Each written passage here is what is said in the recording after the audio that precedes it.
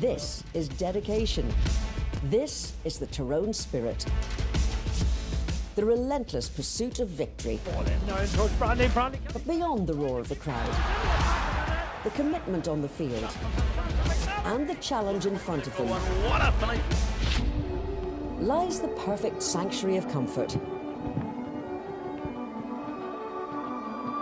A chance to recover, a chance to switch off, and a reward for unwavering dedication. Connollys of Moy are proud to have been Ulster's leading furniture superstore for more than 30 years. Whether it's sofas, dining tables, beds, flooring, or even rugs, here at Connollys we have everything you need to make your house feel like that warm, beautiful, elegant home you've always dreamed of. But don't just listen to me. Over the years, we've had the privilege of having over 20,000 of you wonderful people as customers, and your warm feedback has always been encouraging to us and pushes us to keep innovating and bringing the people of Tyrone an even better service where we can. We take the stress away from home interiors, reliable lead times, exceptional customer service, putting all of the industry's leading brands right in front of you in one place, and providing our customers with personalised two-man delivery right to your front door without you having to lift a finger.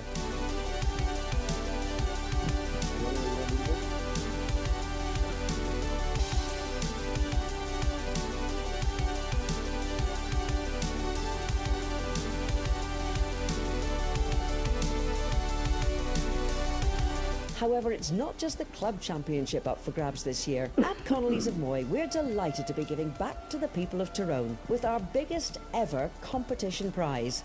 As a sign of our gratitude, not only are we delighted to be the sponsor for this year's championship once more, but we're giving one lucky fan the chance to win a £2,500 voucher to spend in store. Want to get involved? Simply head over to connellysofmoy.com/Tyrone and submit your entry. The winner will be announced on the 21st of October. There's surely nowhere else you'd rather be. Connollys of Moy, the champion's choice for furniture.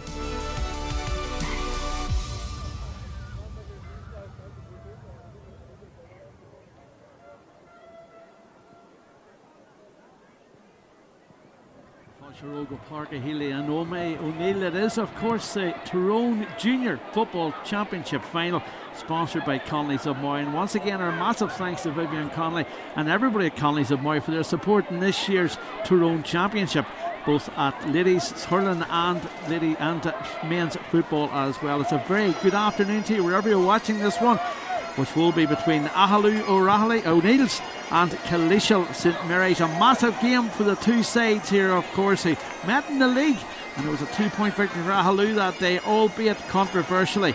The Clonoo Band are currently entertaining the crowd, and I'm delighted to say that Darren McNulty with me this afternoon, a Hogan Cup winning manager, and a man with the Tyrone under-20s, and a man with a bright future in management, can read the game very, very well. He's no doubt, like myself, looking forward to this game. Two high-scoring sides, Dermot. We'll say high scoring. We'll say both of them conceded 22 points in the championship party. So yeah, it's so it'll be interesting to see how both attacks go against two defences that have only conceded 22 points in 3 games. Absolutely, and of course this Killeshil side currently warming up away to the left-hand side. Well, they did lose out, of course, in that league game, but the league doesn't matter that much. Of course, the losers today will be involved in playoffs.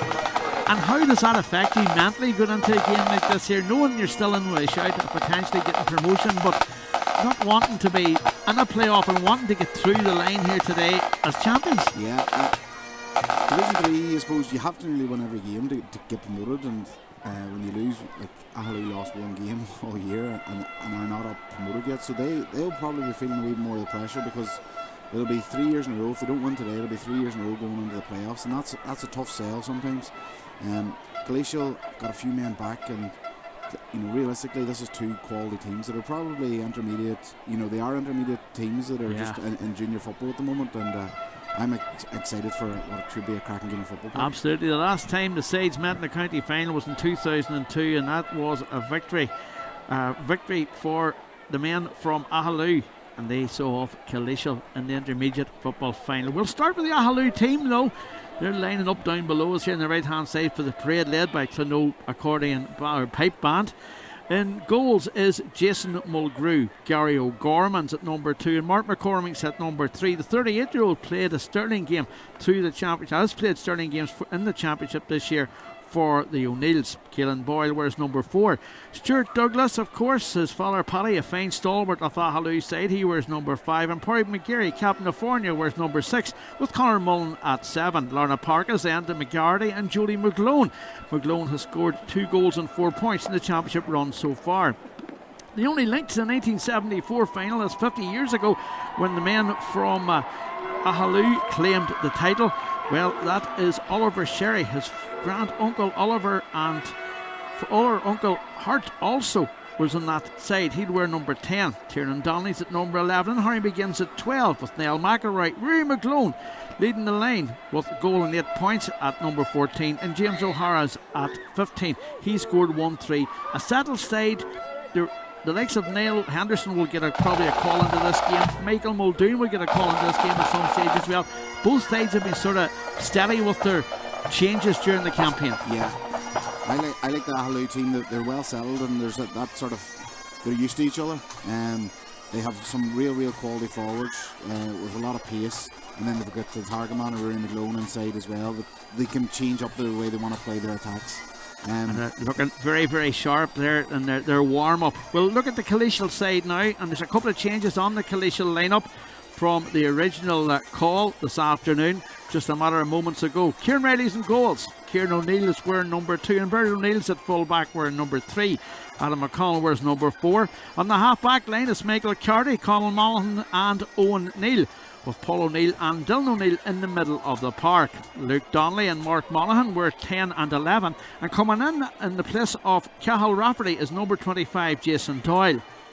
At number 13 then is Michael O'Neill. Thomas Hoy, captain of Fornia, he wears 14, he scored 6 points this year, while at number 15 Gary Riley misses out, with Packy McMullen coming into the starting 15. Now while Riley goes out, Packy McMullen's inclusion is a big boost to him because he's made an impact every time he's come into the championship this year for the St Mary's. Yeah, and what a servant he's been, Paddy, for the Killeshil club. And you know, he's nearly a common influence in some of maybe the younger players that are playing here for Killeshil, and they'll look to him to sort of maybe lead and calm the thing down. But it is interesting, they are starting Jason Doyle, Paddy, but his left knee is very heavily strapped, so there's obviously here it's championship final, and as we said, the winner gets promoted, and so they're prepared to risk him here today. And Killeshil, of course, well, they changed their manager in July, and that's been a big impact on Lorcan Martin coming in.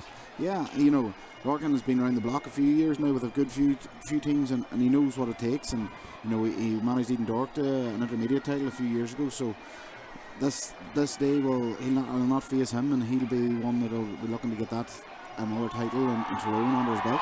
And Paul O'Hagan, of course, he's in charge of the Aghaloo side with Brian McKenna and Mickey Donnelly. They need no introduction, these guys, because Minty O'Hagan's been there for a long time in the back line, the backs behind the scenes, but now lining out as a manager himself. Yeah, he took on the responsibility, but he has said that he's just one of the rest of them. Yeah. I think that's known 1, 2 or 3, they're all the one. Yeah, I think as a good quote he sort of gave us there in the match programme, and that is Minty all over. Like he's a very good coach, but he's now taken the sort of the reins as maybe being the front man or whatever, and he's been in there a few years, so the boys know what to expect from him. You know, I suppose he was also in the background whenever Galway won a title a few years ago as well at intermediate level, so he knows what it takes at this level.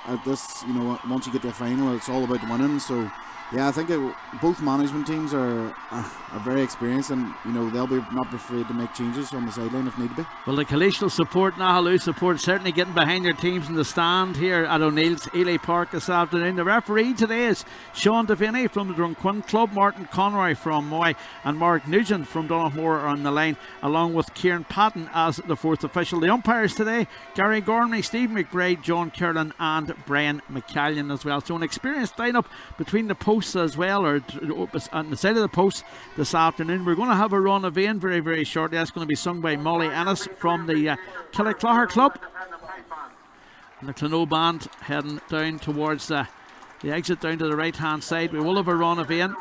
It's a big occasion for both clubs, for both sets of supporters, of course, as well, as we get the first of our Connollys of Moy Tyrone Football Championship finals up and running very shortly.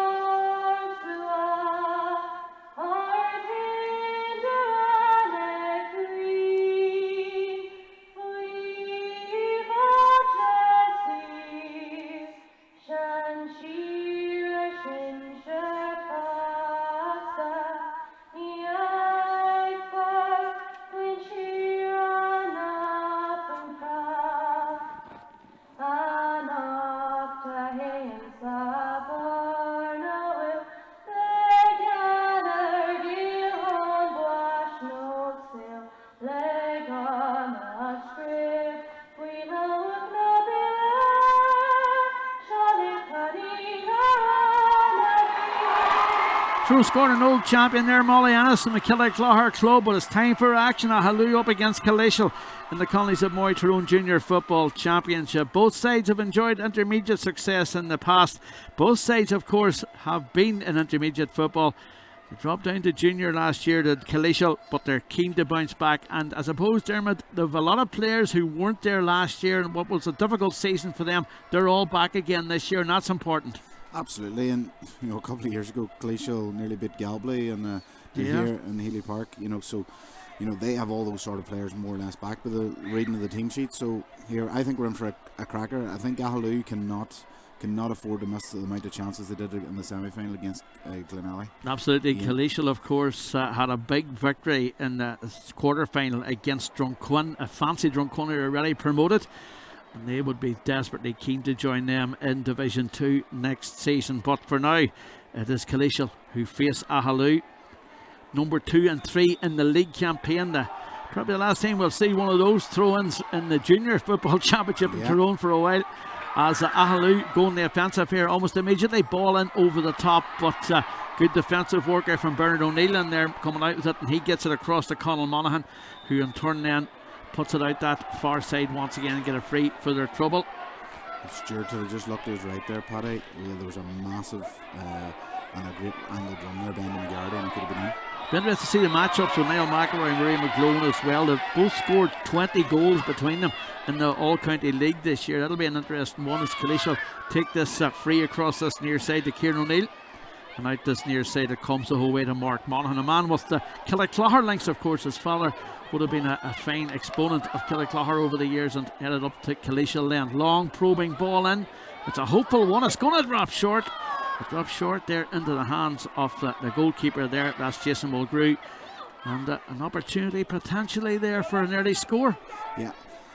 It looked the movement inside there they sort of just were waiting for that, so maybe that was a pre-planned first attack. Let's go long and high, and I would say it won't be the last time we'll see that today. Paddy McMullen playing a deep role there on the far side as well, sort of just on the 45-metre line as Aghaloo coming the offensive again. The ball out this near side to Harry McGinn. Scored just the 1 point in the championship. He was not happy potentially during the campaign that we said he hadn't scored in one of the encounters. He was the only forward not to score, but he has one on the board now. He's gone down to ground there as the ball went back to Tiernan Donnelly. He's certainly a great marksman as Conor Mullen picks it up out that far side. Nice jinky pass over the top. Work still to be done there. Challenges coming in thick and fast. Aghaloo have potential to move the ball forward there. A real battle for Enda McGarry to get out of it there, but the referee said the ball was fouled. It will be a free, and Adam McConnell not standing in ceremony on that far side, wanting to get the free kick taken quickly. It's end-to-end stuff already, and it's feisty. Yeah, and were we going to expect anything different with two neighbouring clubs playing against each other with a lot at stake, and boys are just going to try and put the markers down early to set the tone? Absolutely. As the ball goes out that far side once again. O'Neill. Ball back. McMullen there lending support. Not required on this occasion, no. Number 10 there is Luke Donnelly out this near side. It won't come his direction, no. It's easily intercepted by McGeary, and McGeary moves at a pace to Tiernan Donnelly. The target man's in there, Rory McGlone. McGlone's inside now, cuts away, trying to get away from the marker, gets a shot in, and Rory McGlone puts it over the bar. Opening score of the afternoon. Fine score it was as well. Yeah, his brother made the turnover, and then one kick, Tyrone Donnelly, bang, up straight into Rory McGlone, and him and Bernard have been tussling, and it's been a great watch so far, and Rory will be delighted to get one up on him there now. Absolutely, 1 point to no score just in a matter of seconds, and it could be a high scoring game you'd expect. Unlike some of the games we've watched over the weekend on the national broadcaster, which was very low and slow paced, this is very open so far. Free in, says Sean Devaney on that far side, and an opportunity here for Killeshil to get on the board. Morgan Martin there, pensive with Gary McCurry on that far side. Gary, of course, is a experienced ladies football manager as well with the Killeshil ladies.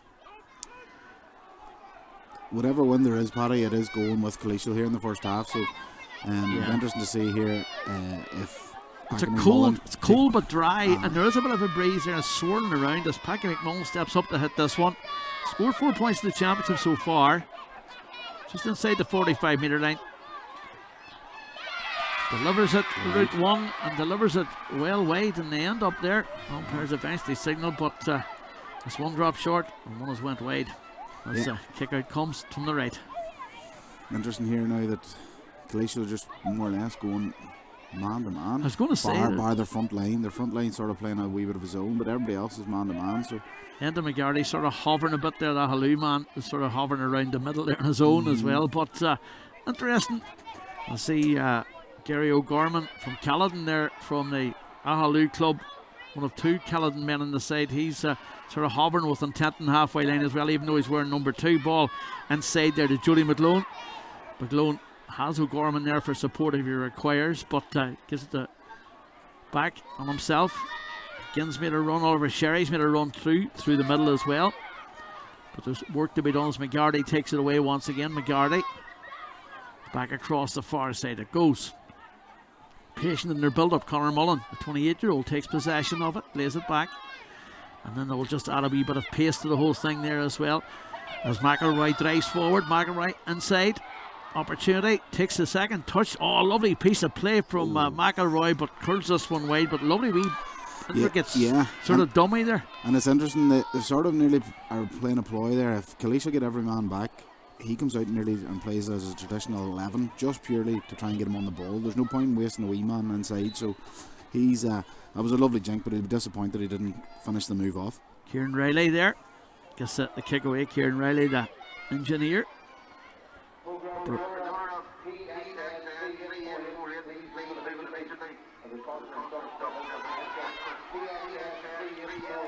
Carr blocking the way, not mine, not yours. We'll continue on with the action here as the ball's with Paul O'Neill, goal scorer in the championship this year. It's a hefty enough challenge there on McMullen. Thomas Hoy wants it out this near side. It will come his way, the captain of this Killeshil side. Lays it back again. Dylan O'Neill, brother of Kieran. Deliberate pass across that far side. Work still to be done with it though on that far side as they close down the attack. They're trying to close down the attack. Aghaloo men. Challenge come in there, and to be fair there to Owen Neal, he done well, and it's a real tussle for possession over on that far side, and it is still the men from Killeshil on the offensive here. We've got a couple of men over here if they decide to use them, and the Hoy goes to ground, and well played there by Mark McCormick, showing plenty of experience. Gets it across to his goalkeeper and out this near side to Oliver Sherry. Slightly isolated here. There's a turnover coming. He's put a bit of pressure on there, there's no doubt about that. McGinn couldn't get a hand onto it, and immediately the ball goes up the park again. Killeshil have men over. McMullen from the right. And McMullen, the nod from Brian McCallion signals it's over the bar. Yeah, and it's interesting there.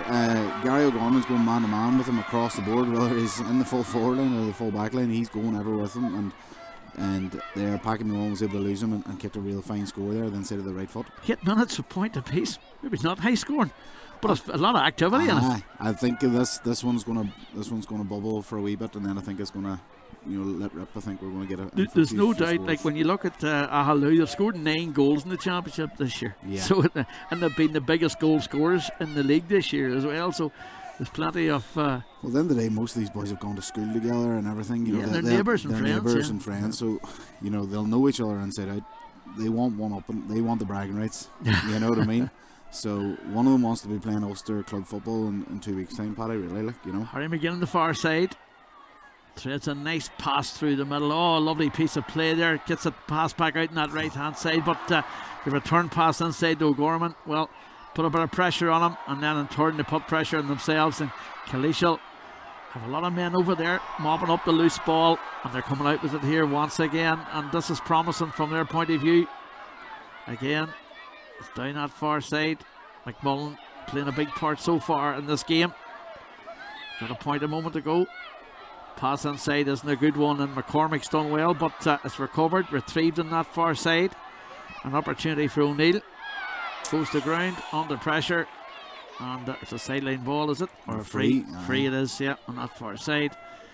And there's plenty of activity from both sides. There's but McMullen's playing a big part there. He seems to be all over the park. Yeah, and that's what I said when we were in the parade earlier. I just feel like he's the settler. He'll control the game for them. Him and Tomas Hall, 38 years of age, I think he is. So he's a lot of experience. There's a massive kick from the sideline, really. He'll definitely try and steal a few yards here, Paddy, and why not? But as we often talked about during the championship coverage this year, all good free takers will steal a couple of yards. Yeah. It's there. He's made no mistake with that one. Gets a second point of the afternoon. That is exceptional, Paddy. You're talking the sideline, 30-metre line, and he's just drawing that in perfectly. That's exceptional kicking. Absolutely. Coming up to 10 minutes here, 2-1. The men in green and white, who finished third in the league, they lost 3 games. And Aghaloo, well, they just lost the 1 game. Yeah. But there's still a long way to go. Promotion still very much in the minds of these teams. There's no doubt about that. Of course, yesterday saw the demise of the Killalean Fianna, beaten in the playoff by Connollys. The Rahleys now will be waiting, of course, for a wee while before they find out who their opponents will be in the playoff. Intermediate has to get sorted first. Could be another month, Paddy. Could be, indeed. Because the Ulster club nearly finished as O'Gorman comes forward on that far side, steadies himself for the shot, drops in, and drops it wide. Second wide off the encounter for the O'Neills. Shooting towards the Killybrack Road here at O'Neill's Hilly Park. New turnstiles coming next week here at the Tyrone venue. Okay. Kick out wise here, it's just a wee bit of movement from a full forward coming long here, but apart from that, it's just very static. So they're prepared to go long. A long probing ball out round the middle as well, retrieved very well by McGardy. He's been so impressed by McGardy this year in the Tyrone Championship. The challenge come in illegally, says the referee. Played a big game against Escribrocca and Glenelly in the championship this year, did McGardy. We're numbered at 36 years of age. He certainly doesn't look 36, that's for sure. He's just been one of those players who's been around for a long time. Just a late one here, Paddy, if we can see it. Yeah, it is, yeah. It was a wee nudge there, okay, yeah. And the referee is having a word with his linesman that far side. Yeah. He is looking for him. Dylan O'Neill played in the McCrory Cup final this year, so he did. Young, up and coming, strong midfielder, and it's not really what you should be doing in a final. Is throwing the silly one. Nearly a year like yard for Dylan O'Neill. Yeah. Just needs to be careful. He does, because it's in that middle sector there's a lot of big bodies and there's a lot of hard running being done, and if you don't move your feet in the tackle one more time, he could be getting yellow. Oh, that's ambitious there, Tim. It's a very hopeful one there, but it's well collected through the middle there by Mullen. Under pressure, it's 4 round him, 5 round him, and eventually it is Aghaloo Carty coming out with it, but they haven't cleared the danger just yet. The chance are going in thick and fast around there. More chance, and the play continues. Wee bit of afters there as the play goes up this right hand side now. Good bit of play from Paul O'Neill. Under pressure though, and he's pickpocketed by Jody McLone. He dribbled it out of the sideline. But he done well even to get back to him there. He did. And that's a couple of turnovers Jody's forced already, so boys might double taking him on again, you know, because he is a good tackler, he's strong, and you know, and there's football in him too. Absolutely. Next weekend, of course, it's the Connollys of Moy Intermediate and Senior Football Championship Finals for you here in Connollys of Moy Tyrone GATV, as McMullen steps up to hit this one. From the right, he's got some swing in that, but it's going to curl away back out again. It's knocked away. A good bit of defending there. The hands went in and knocked it away on that far side. And they have possession of the ball once again. I would say Aghaloo are looking at Tyrone Donnelly and going, we need you touching the ball higher up the pitch. You know, he's nearly too deep. O'Gorman down this left hand side. Thomas Hoy in there moving the loose ball quickly. And they're happy just to hold on to it and just try and create something. Again, that man, the playmaker, McMullen, down this right hand side, picked up by Mark Monaghan. Mark Monaghan driving forward. He's got support there of O'Neill. It opens up a wee bit for him though. He decides to lay it back. Thought he might have went on ahead himself there, but decided to get it back out this near side to Neil. I'm just happy just to move it around. Aghaloo have scrambled well there, but you know, they're still going to go long. They're happy enough to persist with this. Jason Doyle, the target man there, but as you said, his legs very, very heavily strapped there, and that one went well wide there off the upright. You see, they've broke the new rules anyway already. You've said, we've talked a few times, Dermot, a lot of the Tyrone boys had a go yesterday. Yeah, they did. Well, a lot of boys were speaking highly of, you know, particularly that was a few forwards were speaking of, they were happy. But the one that they did come away with, were scratching their head, was kickouts. You know, the kickout, because it has to go outside this new arc. If in a windy day and stuff like that, they're going to struggle to get it out. The referee's called that there. Too long waiting on it, so he's going to hop the ball. But we'll maybe give each chat about that at half time. But it's interesting, we've seen the videos now, and of course next weekend you will see it on TG Cahir and on RTE, so it'll be well worth it watching, just to record and watch it over and over and over and over. And the funny thing is, if it is approved, it's only for a year, so that'll be strange. It could all change. Free in. It looked like a clean enough catch, but obviously Sean Devaney's an awful lot closer to it than we are. And Thomas Hoy, it's an opportunity here for Killeshil. And he makes no mistake with that one. 3-1 after 15 minutes, Paddy. You know, Killeshil will be happy. They feel like they've, whatever, you know, Aghaloo were going to throw at them to start the game, they've sort of been able to see it out, because realistically it was a turnover and a one kick into Rory McGlone has been the only score. Kick out from the right hand side by Jason Mulgrew. The barber from, I'm going to say the parish barber from off the Floyd direction, Aghaloo. He's certainly doing a good job so far. He's collected a high ball in and been able to get it up the park pretty quickly. Once again, picked up there by Harry McGinn. Harry McGinn goes to ground, but gets it inside to McGardy. McGardy lays it off. Again, Sherry in there. Back it comes out to James O'Hara. O'Hara moves it back again to the man in the white boots, McGeary. And then I'm turning then to Mullen. It's all about the probing long ball there, but decides to put it back there to Boyle. Douglas has come up the park as well to lend a support. Back inside, Mullen was easily dispossessed, but then of course there's no one in there, only, well, McMullen goes to ground onto the chance. The referee lets the play continue, and again another superb block on that far side. Quality shown from both sides, an attack and defence so far in this one, and the appeals coming in. The referee says it will be a free out. Some intensity, Paddy, isn't there? I'll tell you one thing, there's more intensity in this game than we saw in senior football championship action last night. I can tell you that's for sure. This is quality stuff. He said the championship doesn't bring out the best in teams and the excitement in teams and the raw drama, and that's what we have here this afternoon. It comes out this near side to Mark Monaghan. Monaghan has support. Thought about it there for a split second, did Mark Monaghan, but then puts it across into the centre once again, just allowing players to get up the park, trying to find Jason Doyle out this right hand side. The leg heavily strapped. What can he do with it? He has support there now from Michael O'Neill, but comes back again out there to Luke Donnelly. Good tackling. Has scored 1-3, two men around him, dispossessed, pickpocketed the ball carried away once again. Not enough on it though. O'Neill gets it back again to the full back there, coming through Bernard O'Neill. And then out the far side to Luke Donnelly. Again, opportunity. And again, the opportunity taken. And again, the opportunity has went over the bar, courtesy of the full back. Yeah. And he was up more or less the whole move. He got his hand in for that.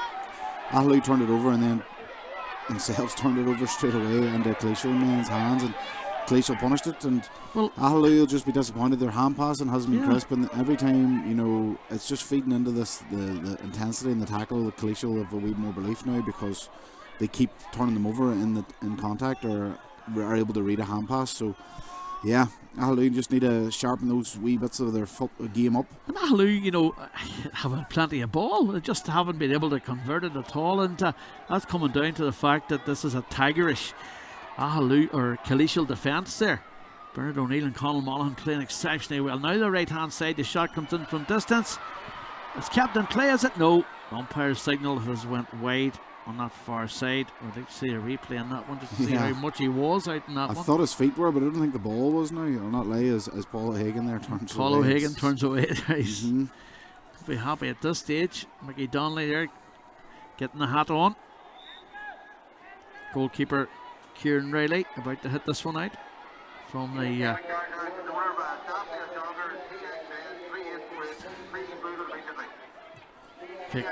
kick out from Kieran Riley into the middle. There's no problem with that kick out for sure. He got plenty of air behind that one. The ball's kept in play, is it? Referee says no, it's going to be a line ball on that far side. Lorcan Martin, Gary Curry there in conversation, and linesman wasn't 100% sure. No, I don't think anybody was sure on that one there in the far side. Whoever grabbed the ball first was maybe going to get it, you know. Absolutely. And play continues up the park there. McGinn's made a good run, or so is Sherry. Ball inside. Can't be taken, no. Real tussle for possession there. Again, them two men are having some battle. Yeah. You know what? McLone and O'Neill. That's what you want, you know, a good traditional battle there in the full forward line, and we're a bit disappointed there. He got two hands on it. He was expecting to catch that. I think he was thinking goal there. It's pretty open in terms of, you know, the man marking. It is really much very traditional football, isn't it? Yeah. O'Neill, challenge on O'Neill. Sean Devaney there signals it back, and James O'Hara, just a wee note taken by the referee there, mental note, just to watch those situations. And the free taken by McMullen down this right hand side to Thomas Hoy. Steadies himself for a shot, but he's flashed that one well wide. And there's 3 wides on the board for Killeshil so far, 3 apiece in this encounter.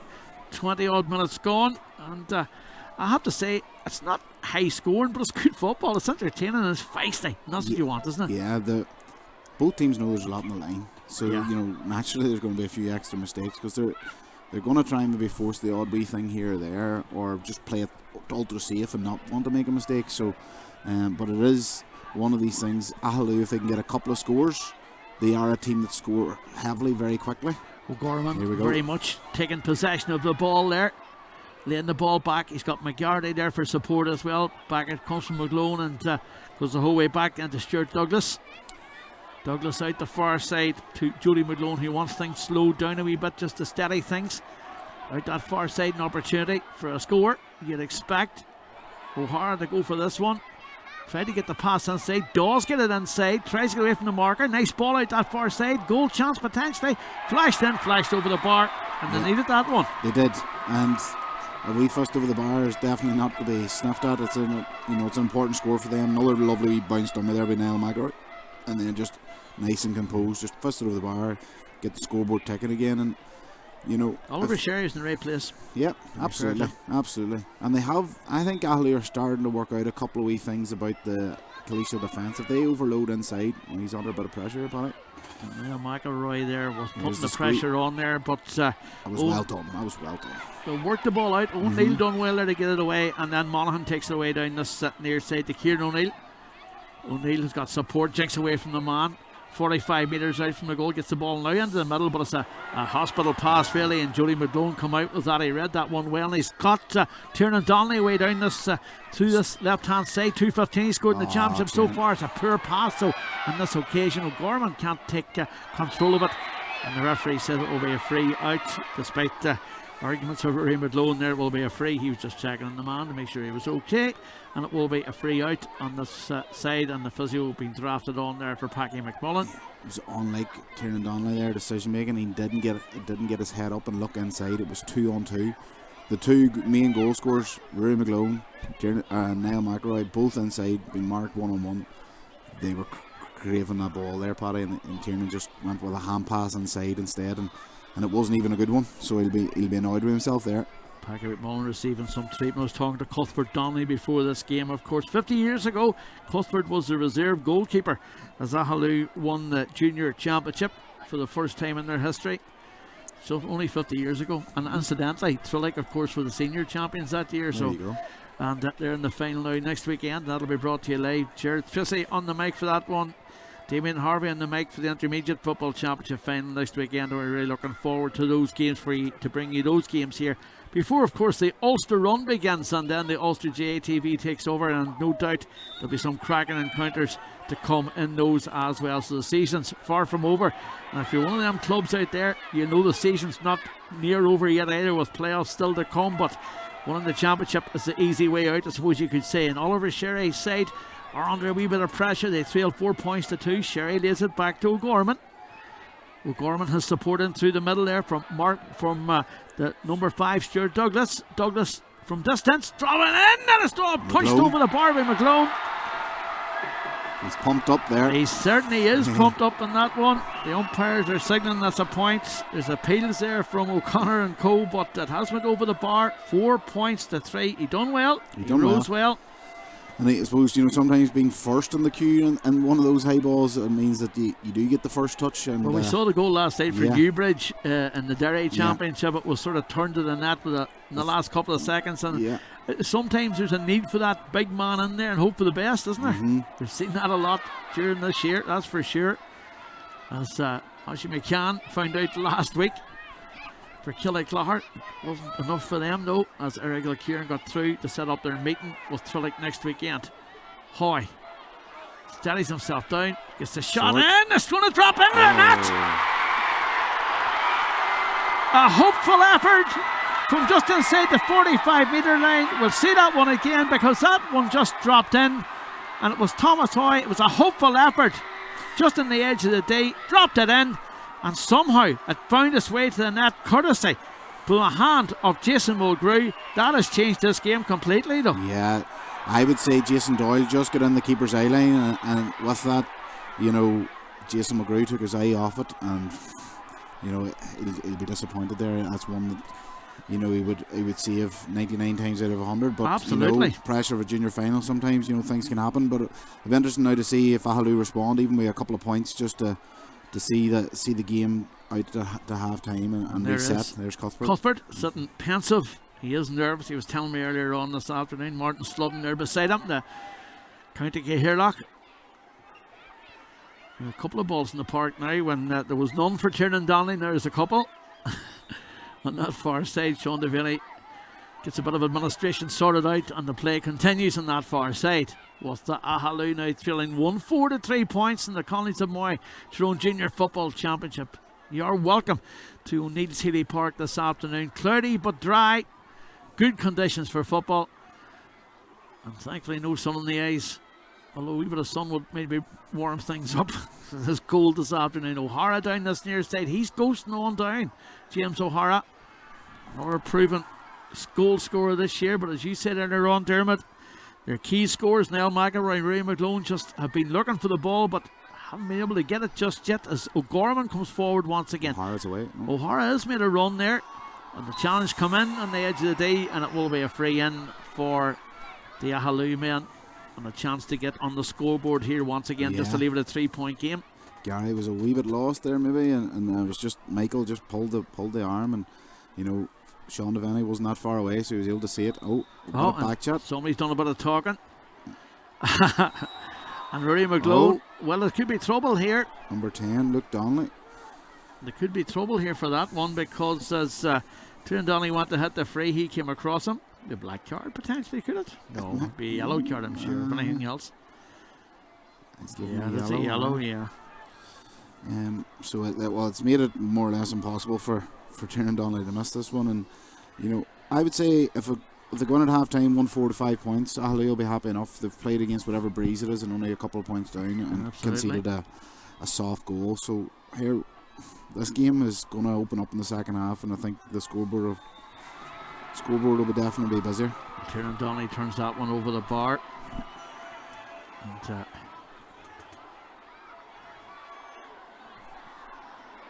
scoreboard certainly not right on that side, anyway.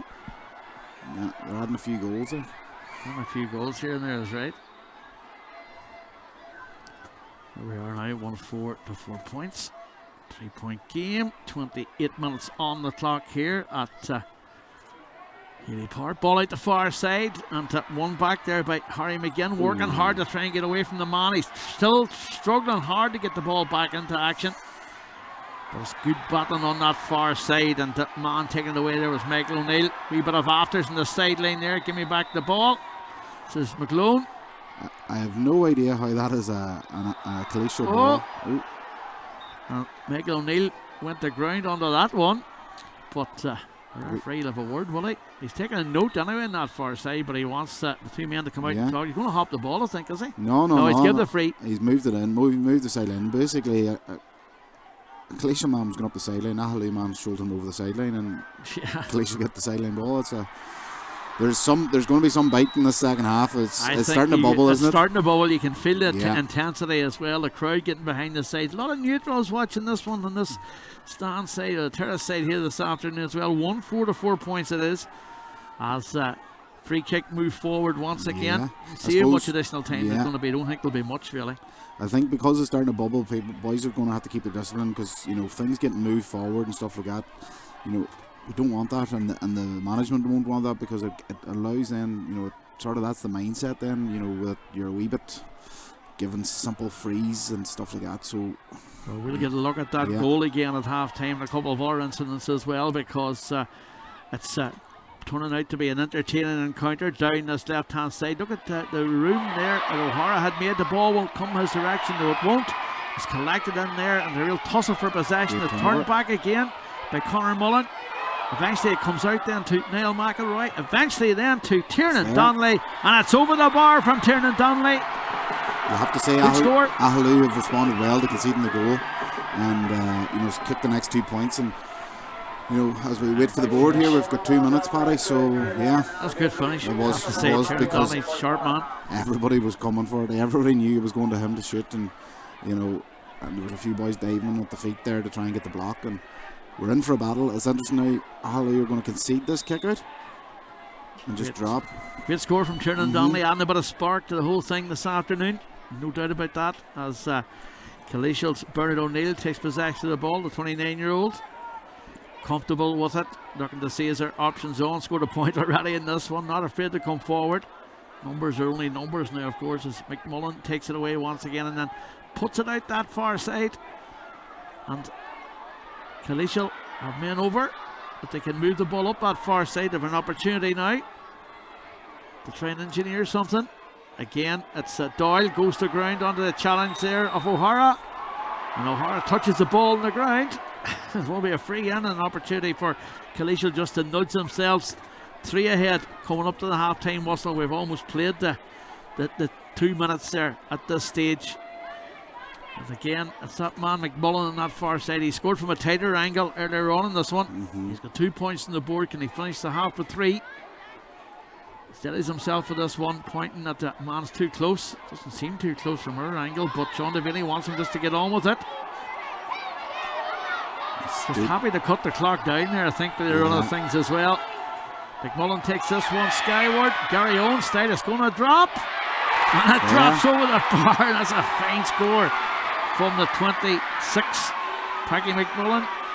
1-5 to 5 points. The referee looks at his watch. The Aghaloo bench are not happy because the linesman was clearly waving to try and get his attention, to tell him he was stealing yards. I can see that. I can see Paul O'Hagan over there not overly impressed at all with that call from the referee and the linesman rather, as Douglas tries to get the ball forward.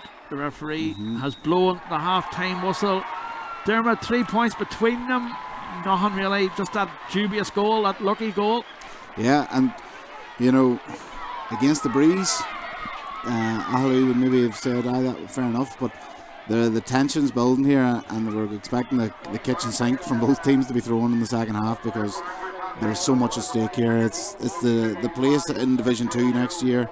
It's the title as champions, and you know, and not having to go through the league playoffs. So there's so much at stake here as we look forward to the second half. Mickey Donnelly lent an ear there to the players in the middle of the park as Kileeshil head off, smiling faces from Conall Monaghan and co there as they head to the dressing room for a break. There'll not be much disappointment from a Lorcan Martin's point of view. His side lead this one, won 5 to 5 points, and just that goal really caused the issue in that one. Maybe we'll see that one now at half time as we see the crowd coming into this one as well. They're enjoying it, there's no doubt about that. It's been an entertaining game. Yeah, on a word in Kileeshil, like, Kileeshil's tackling has been excellent, you know, and they have forced Aghaloo into a lot of mistakes, and you know, you can tell they've been doing a serious bit of work, and they're really happy with their shape, and they're able to pass men on. So there's a real trust and communication between the two, between the whole sort of the forwards dropping back into the defence. So that's a lot of hard work being put in the training ground. And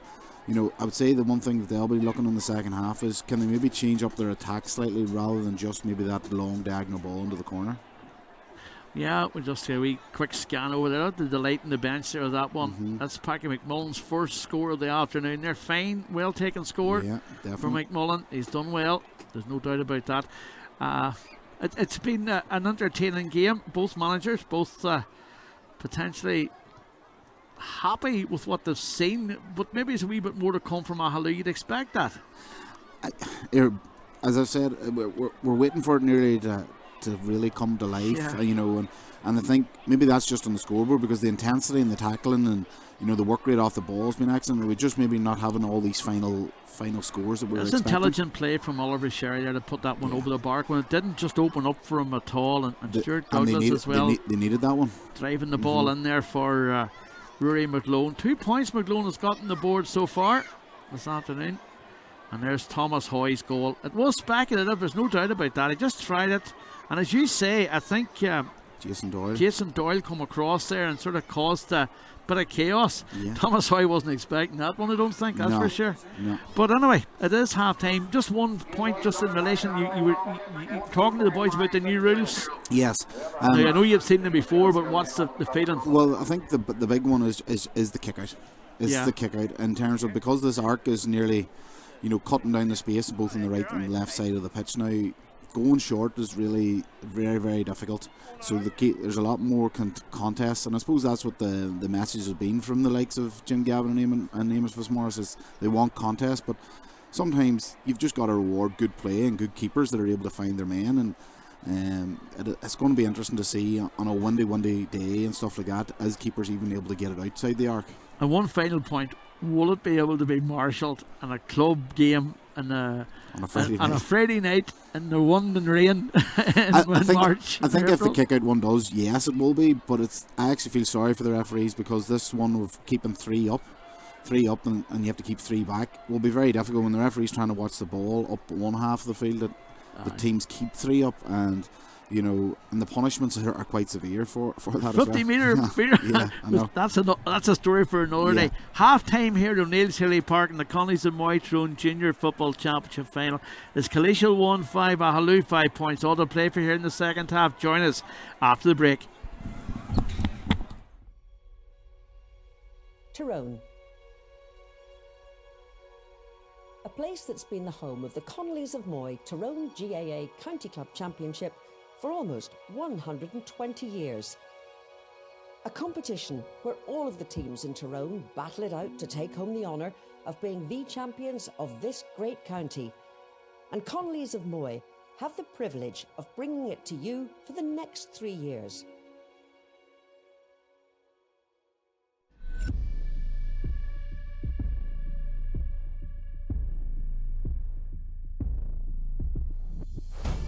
Drill by drill, pass by pass, shot by shot.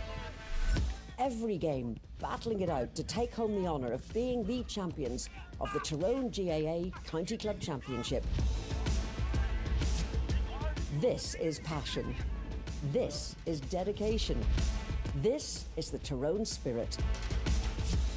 The relentless pursuit of victory. But beyond the roar of the crowd, the commitment on the field, and the challenge in front of them, lies the perfect sanctuary of comfort. A chance to recover, a chance to switch off, and a reward for unwavering dedication. Connollys of Moy are proud to have been Ulster's leading furniture superstore for more than 30 years. Whether it's sofas, dining tables, beds, flooring, or even rugs, here at Connollys we have everything you need to make your house feel like that warm, beautiful, elegant home you've always dreamed of. But don't just listen to me. Over the years, we've had the privilege of having over 20,000 of you wonderful people as customers, and your warm feedback has always been encouraging to us and pushes us to keep innovating and bringing the people of Tyrone an even better service where we can. We take the stress away from home interiors, reliable lead times, exceptional customer service, putting all of the industry's leading brands right in front of you in one place, and providing our customers with personalised two-man delivery right to your front door without you having to lift a finger.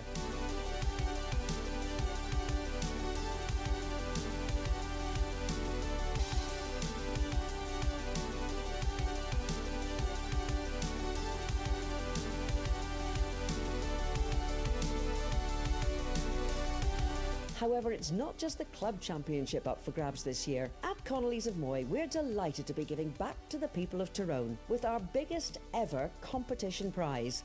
As a sign of our gratitude, not only are we delighted to be the sponsor for this year's championship once more, but we're giving one lucky fan the chance to win a £2,500 voucher to spend in store.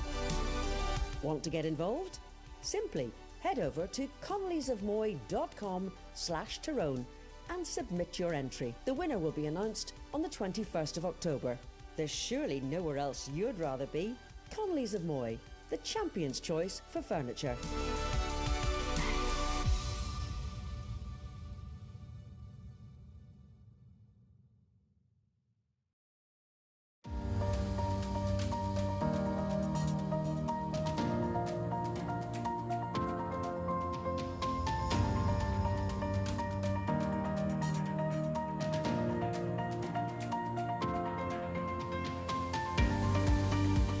I suppose at its most basic sense, the Red Hand Business Club is the latest fundraising initiative by Club Tyrone, the fundraising arm of Tyrone GAA.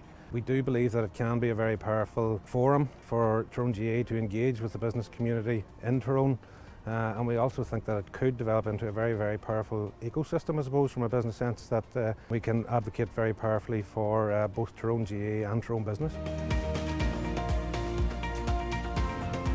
We hope that there's an injection of energy as well as money, an injection of energy and enthusiasm, so that we can all get behind the senior management and give the players that are playing the game at the minute every opportunity to compete with the likes of Kerry, Dublin, Armagh, and give them the opportunity to win an All-Ireland title. Quite bluntly, I suppose Tyrone finances couldn't cope without the input of Club Tyrone and the financial resources that gives us. And the ambitions, and they are high and lofty ambitions that we have for Tyrone GAA, have to be resourced from somewhere, and we literally could not do that without Club Tyrone.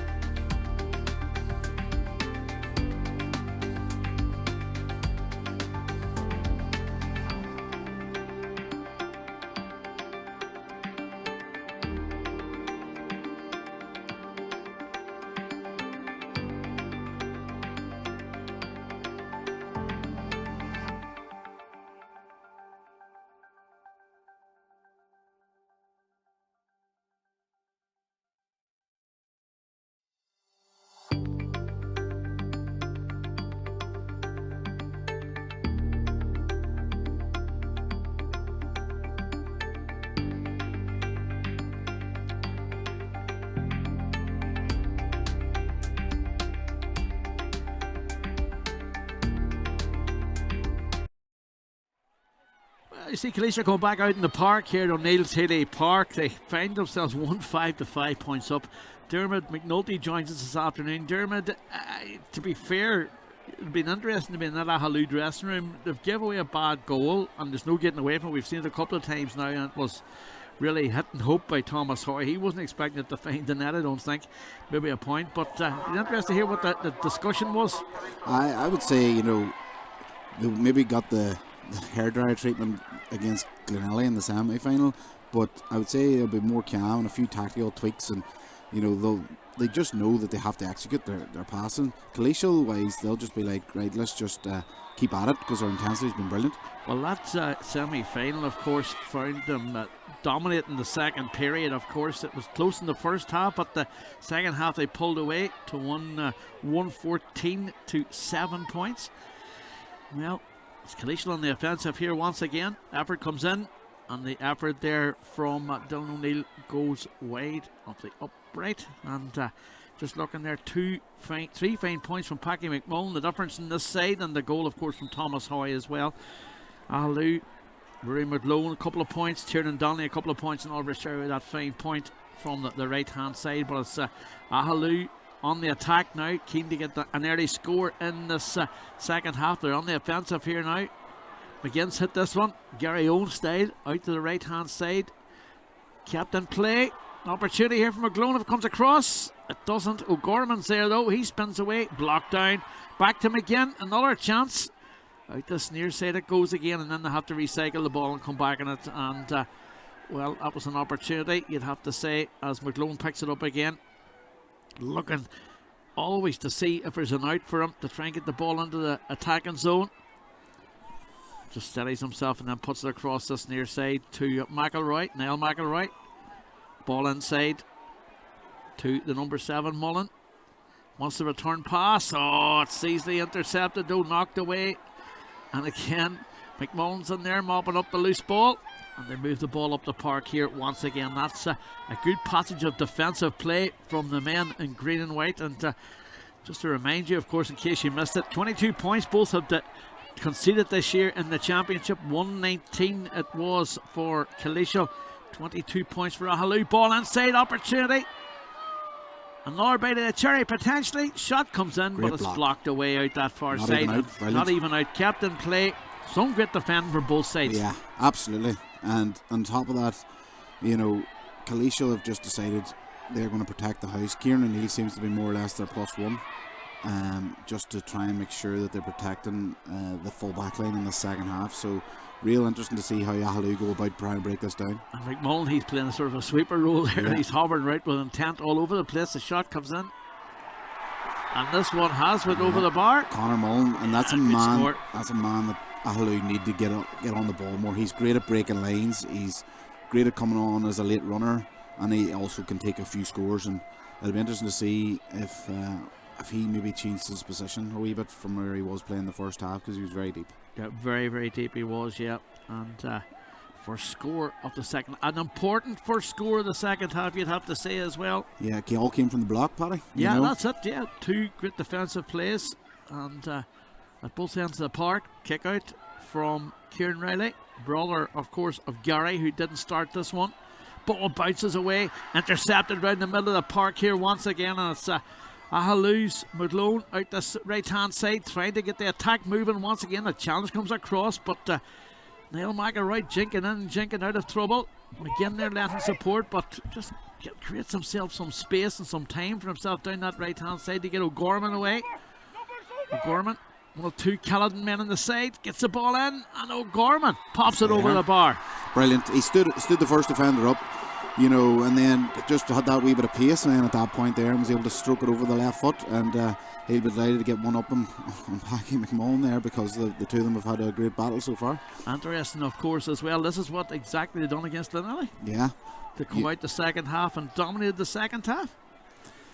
The Kileeshil, of course, had a more comfortable performance against Strabane, 13 points to 5, that finished. But the big day, I suppose, from a Kileeshil point of view, was the day they led 8 points to no score against the league winners from Quan at half time up in Pomeroy. Maybe that's when everybody sort of opened their eyes and thought this is going to be one of the teams to watch this year for sure. But it's Aghaloo are making all the early ground in this one. Pass tried to be threaded through there, but again, O'Neill's in there mopping up the loose ball, and then it's with the number 9, Dylan O'Neill. It's a quite enough game, though, it has to be said, but this time makes a big impact in the game. Return pass. There's runners. They're all moving. Thomas Hoy inside. One more. Closing in. Oh, great tackle. Again, the challenge come in. Again, it was Keelan Boyle, and again, it will be a free. No, I think he's just stopping it because there was a knock, Yeah. but Aghaloo had the possession. Keelan Boyle there, he was under he was under serious pressure because there was Michael O'Neill on the outside and Tomas Hoy coming down the middle, and he made the right decision, was able to get contact on there and force a turnover. Challenges were coming thick and fast there, but it was Boyle who come out with it. The 27-year-old done well. Yeah. It's been an entertaining game of football so far here in the Connollys of Moy Tyrone Junior Football Championship Final. Both sides battling hard, both sides creating plenty of openings for each other. 4 wides for Killeshil, 3 for Aghaloo, and of course that dropped short effort, and then the goal coming from a Killeshil point of view turned to the net, rather unfortunately, by Jason Mulgrew, who's of course a cousin of Niall McElroy. Several cousins, several brothers, several relations all in here. And I have to mention this, of course, Conall Monaghan and Mark Monaghan are brothers, and their father, as I said earlier on, Killeshil man. And Donald McGee told me to make sure I mention that, because Donald, very passionate Killeshil man, he was telling me 80 years of age almost, certainly doesn't look it. Looking forward to a birthday shortly. It was Gorman comes away down that far side once again and lays the pass off again the whole way. Thanks to Pauline for the tee there, of course, as well at half time. As the ball comes across to Jody McGlone. McGlone down this right hand side. Now again, the referee awards a free.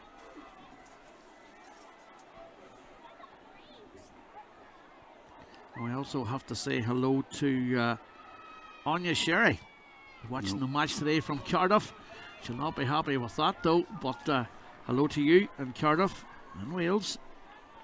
Just goes to show that the games all over the world. Yeah. People enjoying them, and certainly it's been a privilege to bring you coverage of the Tyrone Championship this year. And again, we're already looking forward to Ulster. Already. 7 points to 1-5. Aghaloo having the board. Killeshil still have the Kieran Riley's advantage. very smart there. He just taking the sting out of it a wee bit. Just let Killeshil settle in the second half. He was no rush there to get the kick. Absolutely not. That's a poor kick out. Oh, and it almost didn't find its way there to Kieran O'Neill. And wow, that was dangerous one. McMullen was on there to get the loose ball away, and really was maybe too relaxed in that one. And O'Neill nearly was caught there by Niall McElroy.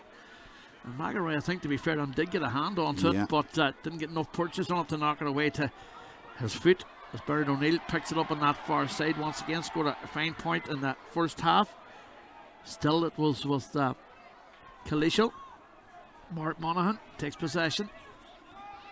Looks up to see his options on. Luke Donnelly there lending support, takes it now. With Monaghan out this near side once again. The 23-year-old gives it back to Paul O'Neill. He'll scored a goal in the championship this year. The ball bobbles away. Has possession again. An opportunity here. Challenged by McGinn. Could have been a foul, I think, there, to be fair. Looking at the challenge. But it's Aghaloo who come out with it once again. There's certainly more about Aghaloo in this second half, that's for sure. They lead 1-5-7. Well, they trail 1-5-7. And you know what? They're coming more and more into the game here. One in the loose ball. And there's just that. There's a wee bit of bite there, but there was a nice wee bit left on there on Conor Mullen. And we're certainly not condoning it, but it's what you do in championship football. he'll definitely feel that tomorrow now, anyway. Absolutely. The booking here, another booking, you'd I would think. say Jason Doyle will definitely pick up a yellow here. But as we spoke at the start of the game, Paddy, about the two managements, it'll be interesting to see who maybe makes the first move and what change they make off the bench, because both benches have quality, and it's which one they're going to go for. Well, there's somebody on the Aghaloo or the Kileeshil bench getting well prepped at this stage, you'd have to say. So we'll wait to see what happens in that one, as Aghaloo lay it back to Keelan Boyle. Boyle across to Mullen. And Mullins got Stuart Douglas out this right hand side if required. Goes into O'Gorman, playing a great role in this game. O'Gorman drives it in, and almost finds its way the whole way to the net there, but Rory McGlone just couldn't get a big pull onto it there. The bear in the square job just couldn't get a hand onto it, and Killeshil will recover and get the ball back out again, but they still have a bit of work to do to get away from those very energised forwards there. Niall McElroy particularly looking sharp as McGarty comes across to try and close down the danger. Instead back to Thomas Hoy. Hoy playing deep inside his own half, and then gets it out this near side then to Paul O'Neill, or to Michael Cardy. Cardy's got company there if he needs it. Laid out this near side again. A lot of work still to be done there from the number 13 Michael O'Neill. Lays it inside, very tight in there. But still O'Neill takes it away on that far side, being tracked back by Oliver Sherry. He hits it skyward. This field just hit and hope job. Challenge comes in, and McGinn was in there to take the loose ball, and it's out for a 45. He just couldn't hold on to it, but he done really well to take possession of the ball. And there's going to be a change on the far side. Mark Monaghan's coming off for Gary Riley.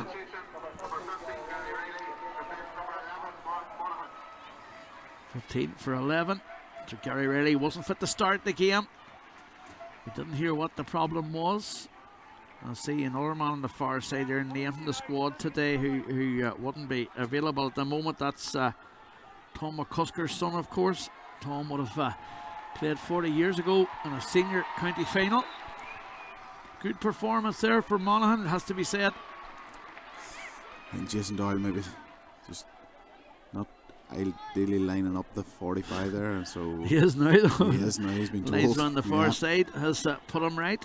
And he's a great striker of the ball here. Hopefully I don't put the jinx on him, but he is a great striker of the ball, and it's one that he'll fancy to stroke over the bar.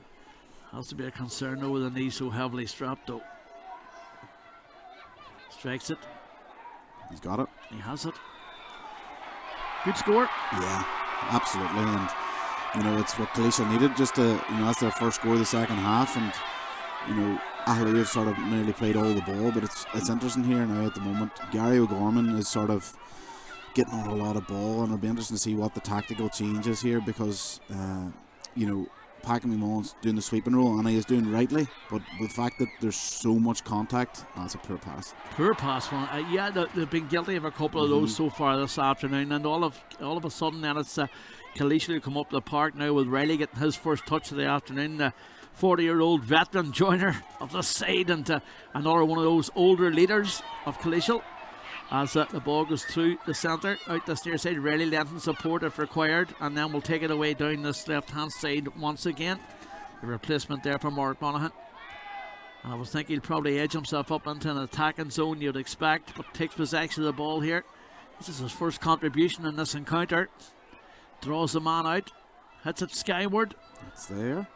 He struck it. No, he just pulled it. He just pulled it wide, but the intention was there to knock that one over the bar very quickly. It was very close. It nearly sort of just went straight across the face of the goal there. It was Aghaloo are definitely trying to force the pace of the game here a wee bit more. They're trying to play, and there's a wee bit of kick. Oh, nice touch there from Let's see if the runners McGarty driving forward now. He's got support from McGinn. Decides to get it out to Stuart Douglas. Douglas inside once again, an opportunity for McGinn. Trying to get away from the marker. Surely he was tripped there. The referee lets the play continue. Touching the ground from him. And well, the free kick awarded out this near side. Yeah. And Aghaloo will be disappointed they didn't get a free there, I thought. Yeah, I thought maybe from her angle even it was maybe a bit of a trip there. Big hit. Oh, heavy hit coming in, but the play continues. And the referee calls it back for the challenge there on Adam McConnell, one of the younger players in this Killeshil side, 18 years of age. And of course Killeshil last year had a very young side, a lot of players away, a lot of players unavailable to them, and found themselves relegated from Division 2, but they want to go straight back as Doyle takes it away down this left hand side, being marshalled so far. Pass inside into the middle. Will it make the target? It won't. Oh, and a bit of work to be done by O'Hara. Clattered as he went for the ball there, that one. And O'Hara will get the free kick on that far side, and it's taken already by Jason Mulgrew, who hadn't conceded the goal until this afternoon in the championship. Ball out that far side. Again, good work from Conor Mullen, trying to just open some gaps and just try and engineer something on that far side. He's lucky he didn't get blown up for carrying there. Ball laid back to O'Hara, who made that challenge a few moments ago. O'Hara now well over the 45-metre line. Looks to see his their options. O'Gorman's the man, takes it away. O'Gorman steadies himself, drops it in, and the goalkeeper was there. Kieran Riley read the danger from McGlone and goes to ground onto the challenge. And the referee's taking a note there as well, and we'll wait to see what he's going to do with that one. O'Gorman dropped it in, and well, to be fair, just a second bite of the cherry really, and McGlone, and he's just having a word with him there. He's away to check on Riley, away to her right hand side. Aghaloo just haven't got into their flow, and I suppose it's down to the intensity of Kileeshil, but Aghaloo just haven't got into their flow of their attack play, and they're forcing things that they normally don't be doing. And you know, this is maybe the time for a wee bit more of our camera heads and getting the more experienced men on the ball to try and dictate the terms of their attack, because they are, maybe it is a time for maybe the likes of a Niall Henderson or something to come off the bench, because they need something different, because they are struggling here to just get a bit of a flow to their attack. Free kick taken really, really quickly there. I think caught everybody out. Certainly caught Aghaloo out, but they're on the charge here once again. It's that man McConnell on the far side, laid back to Doyle, and turned then to Michael O'Neill. Way out the far side, screaming for it inside was Jason Doyle, but didn't come his direction. The supporters seen that move coming potentially as well, as Riley picks it up again. Right through the centre to Conall Monaghan. Monaghan gives it inside to Luke Donnelly. Luke Donnelly being closed down by McGardy. Donnelly pushes out that far side to Adam McConnell. They change direction once again with Dylan O'Neill taking it away to Riley. And Riley's got McMullen for support, but will find a neat pass down this near side to Monaghan once again. He's been effective so far in this encounter, Monaghan. To O'Neill from distance. Oh, it bounces down and almost turned to the net by Doyle. No. They appeal, but that appeal will go on deaf ears. Mark McCormick used all his experience there, just was able to use his body, get himself in the right place, and you know, just was able to stop it. And Killeshil bench aren't happy, but they know in the heart of the hearts, if it was shoes and the other foot, they wouldn't want the penalty to be given. So Jason Doyle appealed hand and heart really to the two umpires there at that top end, but there was no movement from them. Yeah, and here comes Niall Henderson for Haring again. And that's been the mantra during this championship campaign. Niall Henderson has been introduced in every game. Yeah, and he's a man that can get a goal too. And so, not that I'm saying that Aghaloo need a goal right now, but you know they might if the game keeps going the way it is. So yeah, it's a key. But there's another poor hand pass from the. Well, they're on the attack again here. From distance, McGlone. It's there. Excellent effort. Yeah, he has that in his locker. He's a real good, high quality kicker of the ball from outside.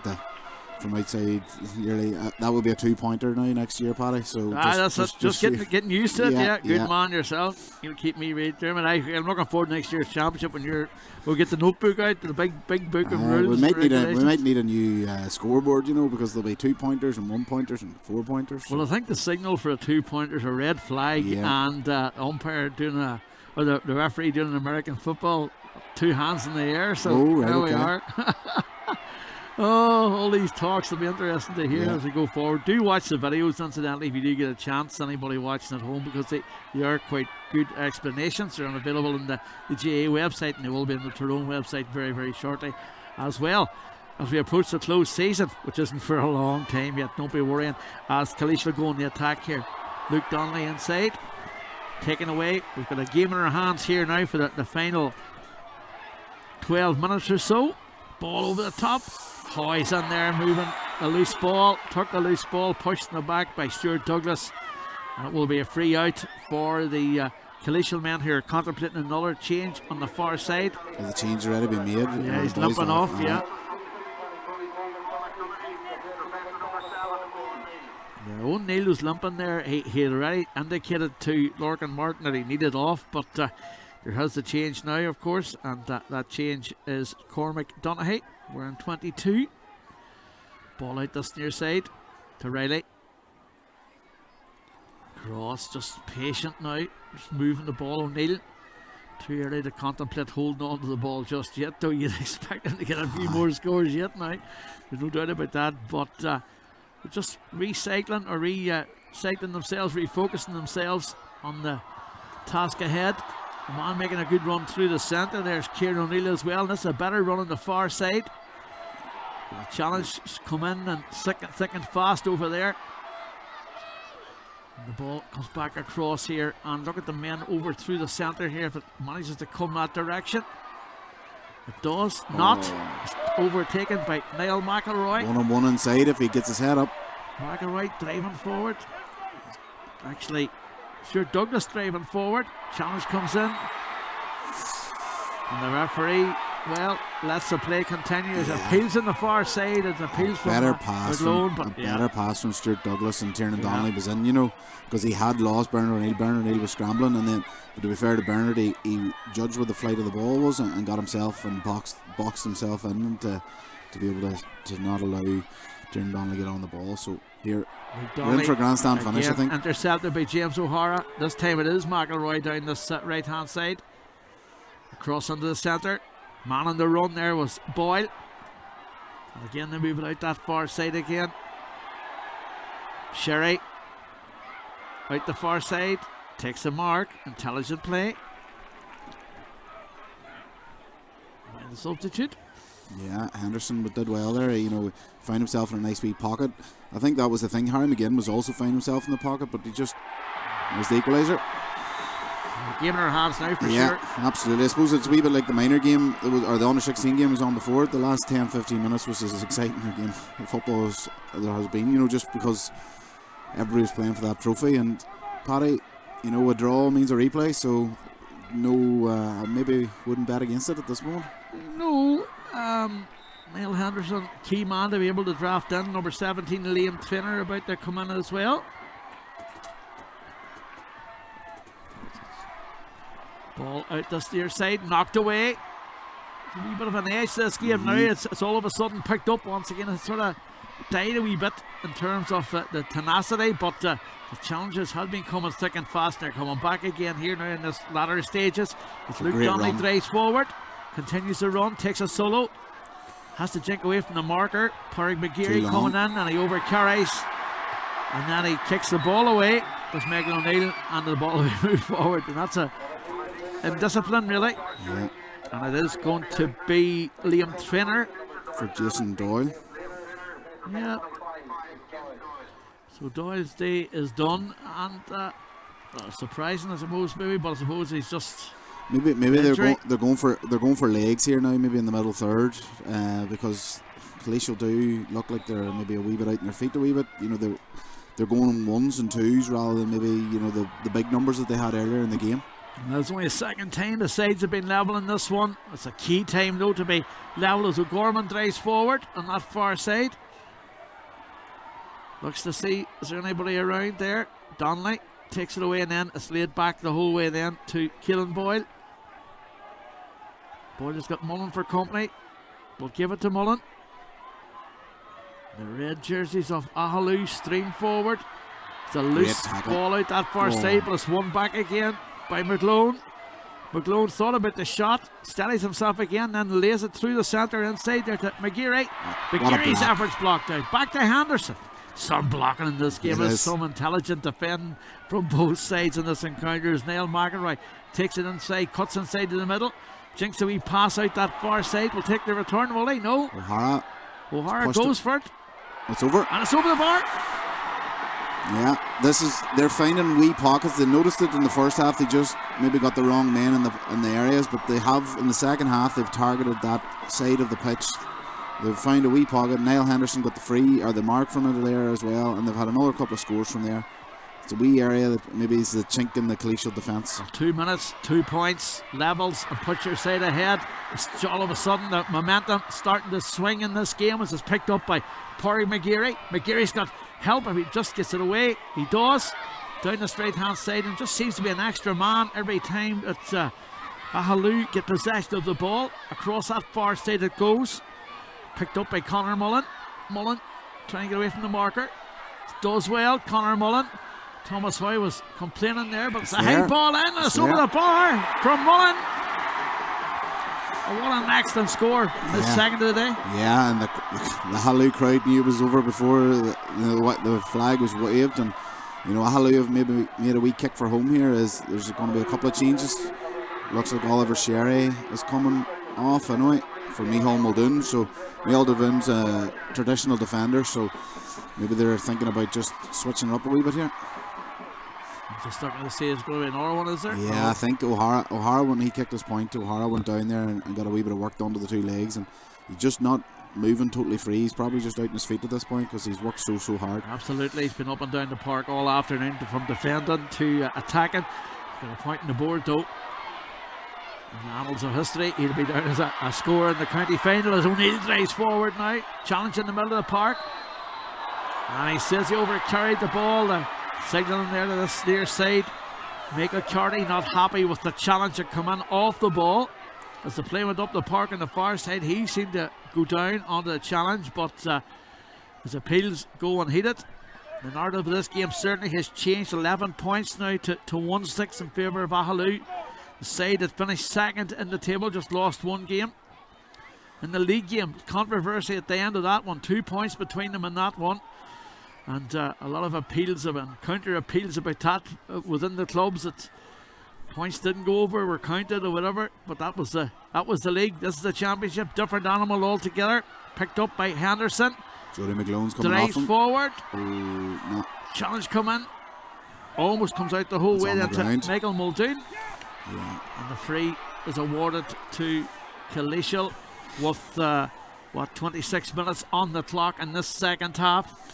That's the thing. Kileeshil have only scored the once in the second half. And you're not going to win many county titles if you're only getting that return in a half of football. So And to be fair, this has been the sort of the way Aghaloo have been all year. Yeah. Particularly that semi-final when they were so poor in the first half. Yeah. But Emily did not allow them to play that day. But still a way to go in this game. 2-point advantage. Out the far side it goes. And then Dylan O'Neill will take it down this left-hand side. The 19-year-old student gets into a better position. Such a mix in ages in this Killeshil side this afternoon. Out to Hoy. Maybe a lob in for a flick to the net. 1-1 he has scored so far. He drops this one in. Hands go for it. It's knocked away. And the goalkeeper gets a hand onto it and holds onto it and puts it out that far side. Riley was in there hovering with intent. And could have got a touch onto it, but it has been cleared. It's knocked away once again. McGlone there round the middle. Oh, the challenge comes in. If they move it quick, if he moves it quick. The referee has stopped it though. Donnelly's prostrating the ground. That was a nasty enough high challenge. We'll see it there again. Aye, Rory does well here to get the flick.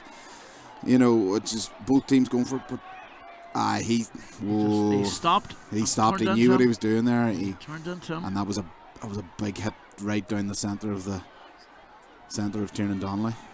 The referee is in consultation with the linesman on the far side. Mickey Donnelly not happy there. He's coming out to checking him. Yeah, signal straight away there for on a substitution needed. So I wonder if that'll give maybe O'Hara a couple of seconds to get his legs right, and maybe the changes he'll stay on then. But we were both shouting there, Paddy, because if Rory McGlone was allowed to hit the free quickly, there was 2 or maybe 3 men over. Yeah, I think so, and it was just them on the keeper. And Aghaloo have scored a few goals like that this year, with the long run. I think even the very first day against Esker was something similar as well. So we're contemplating there Jared Daly about to come into the fray. It looks like it, yeah. Yeah, there's number 24 over there, and the referee's having a word in that far side of the linesman. Connor, yeah. We're debating about that situation. Well, the two men have shook hands there. The 6, Conor Monaghan and Tyrone Donnelly shook hands there. If the shoe was in the other foot, I think both players knew it was championship football. And it is championship football. The referee is looking for the Killeshil man.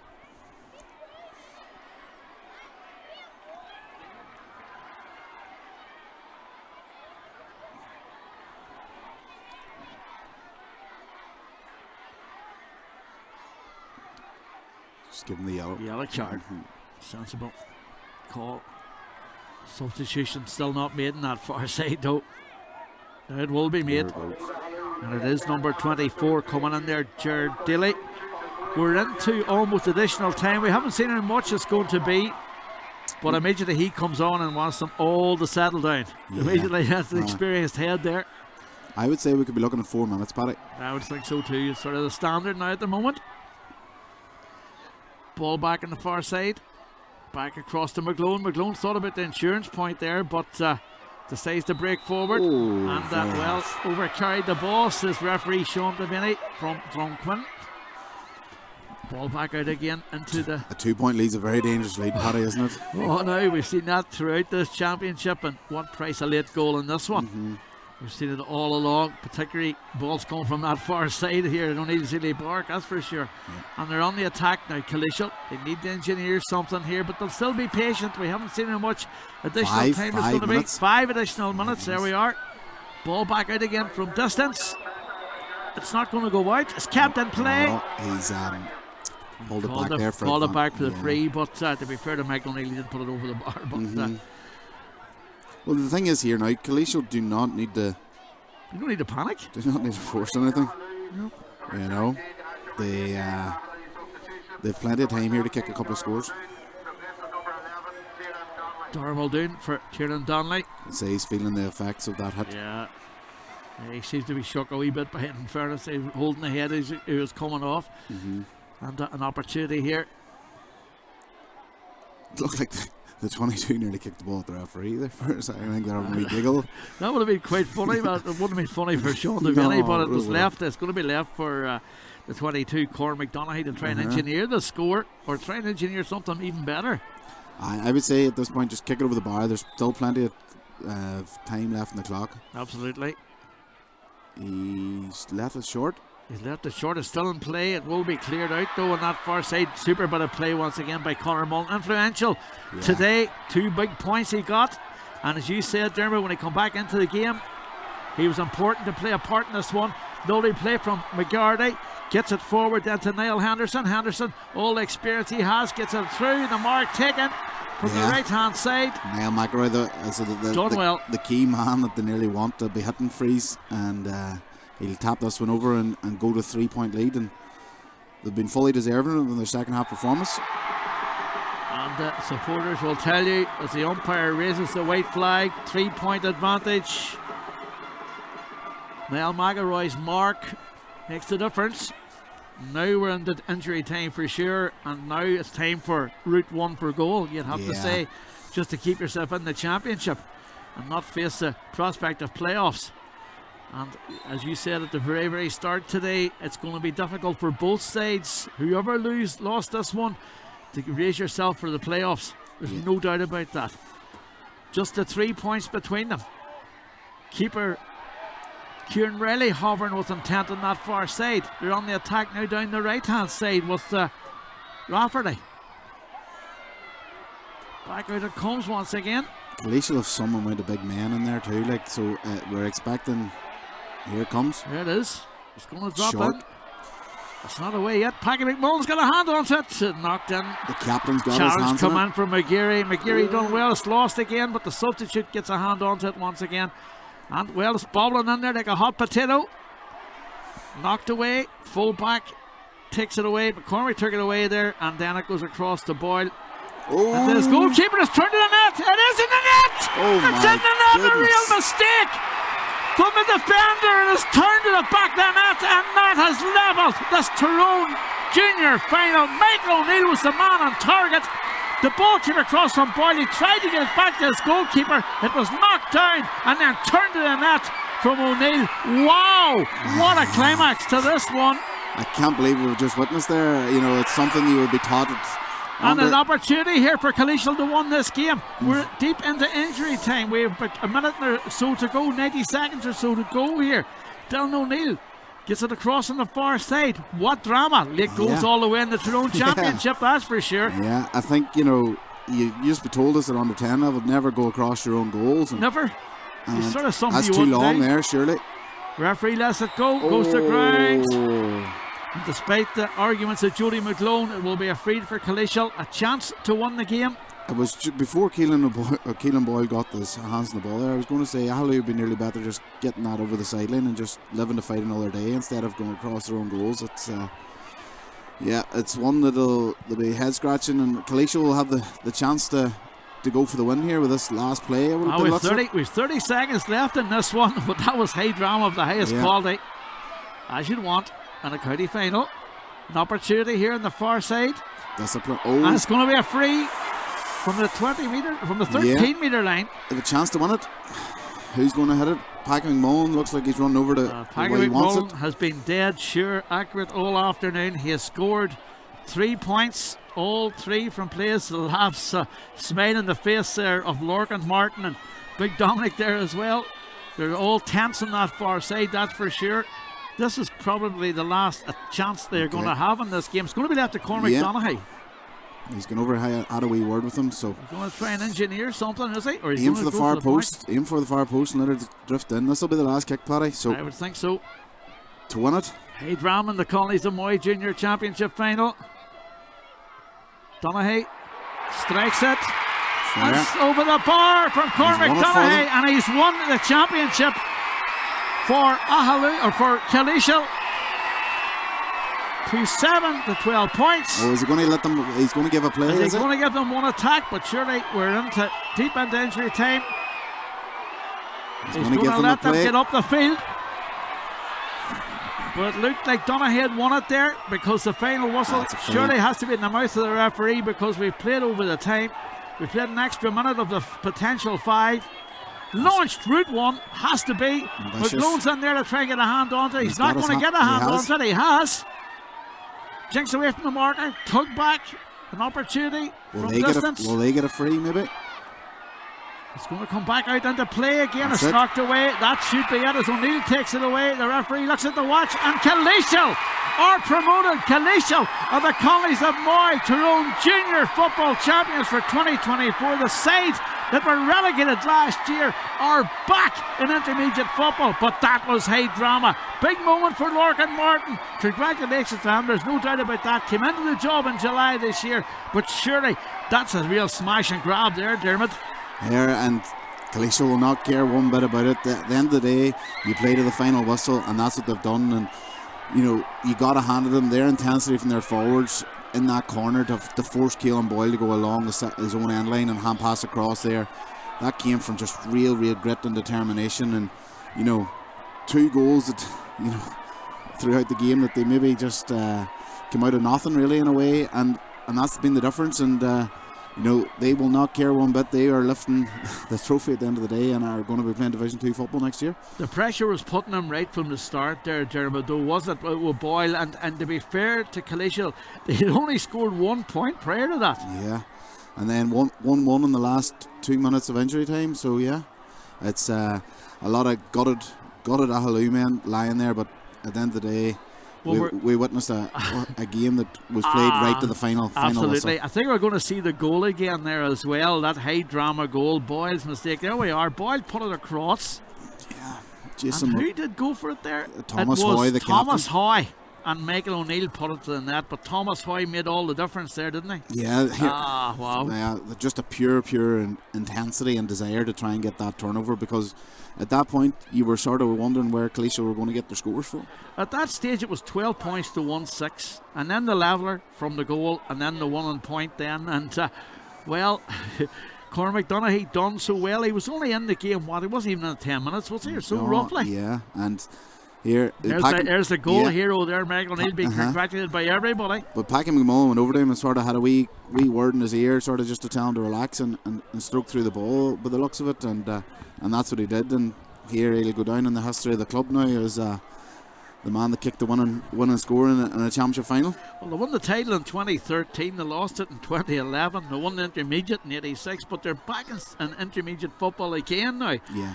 And surely it can't be as disappointing as last year for them, because last year they lost so many players.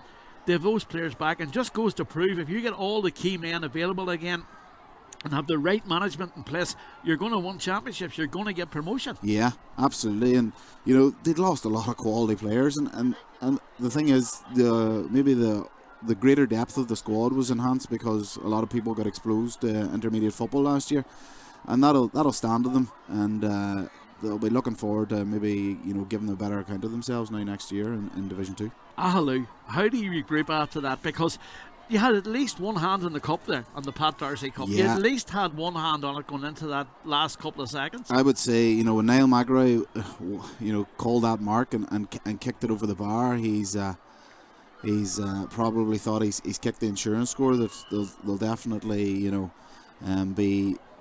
be in charge in terms of dictating the last couple of 4 point turnaround in the space of 15-20 seconds. Yeah, and there'll be a lot of head scratching done in Auckland the night about how that one just got away, but how they regroup, how they target the playoffs now will be a tough one, and I suppose it's that group of players have gone to the well for the last few years and maybe just not got across the lines.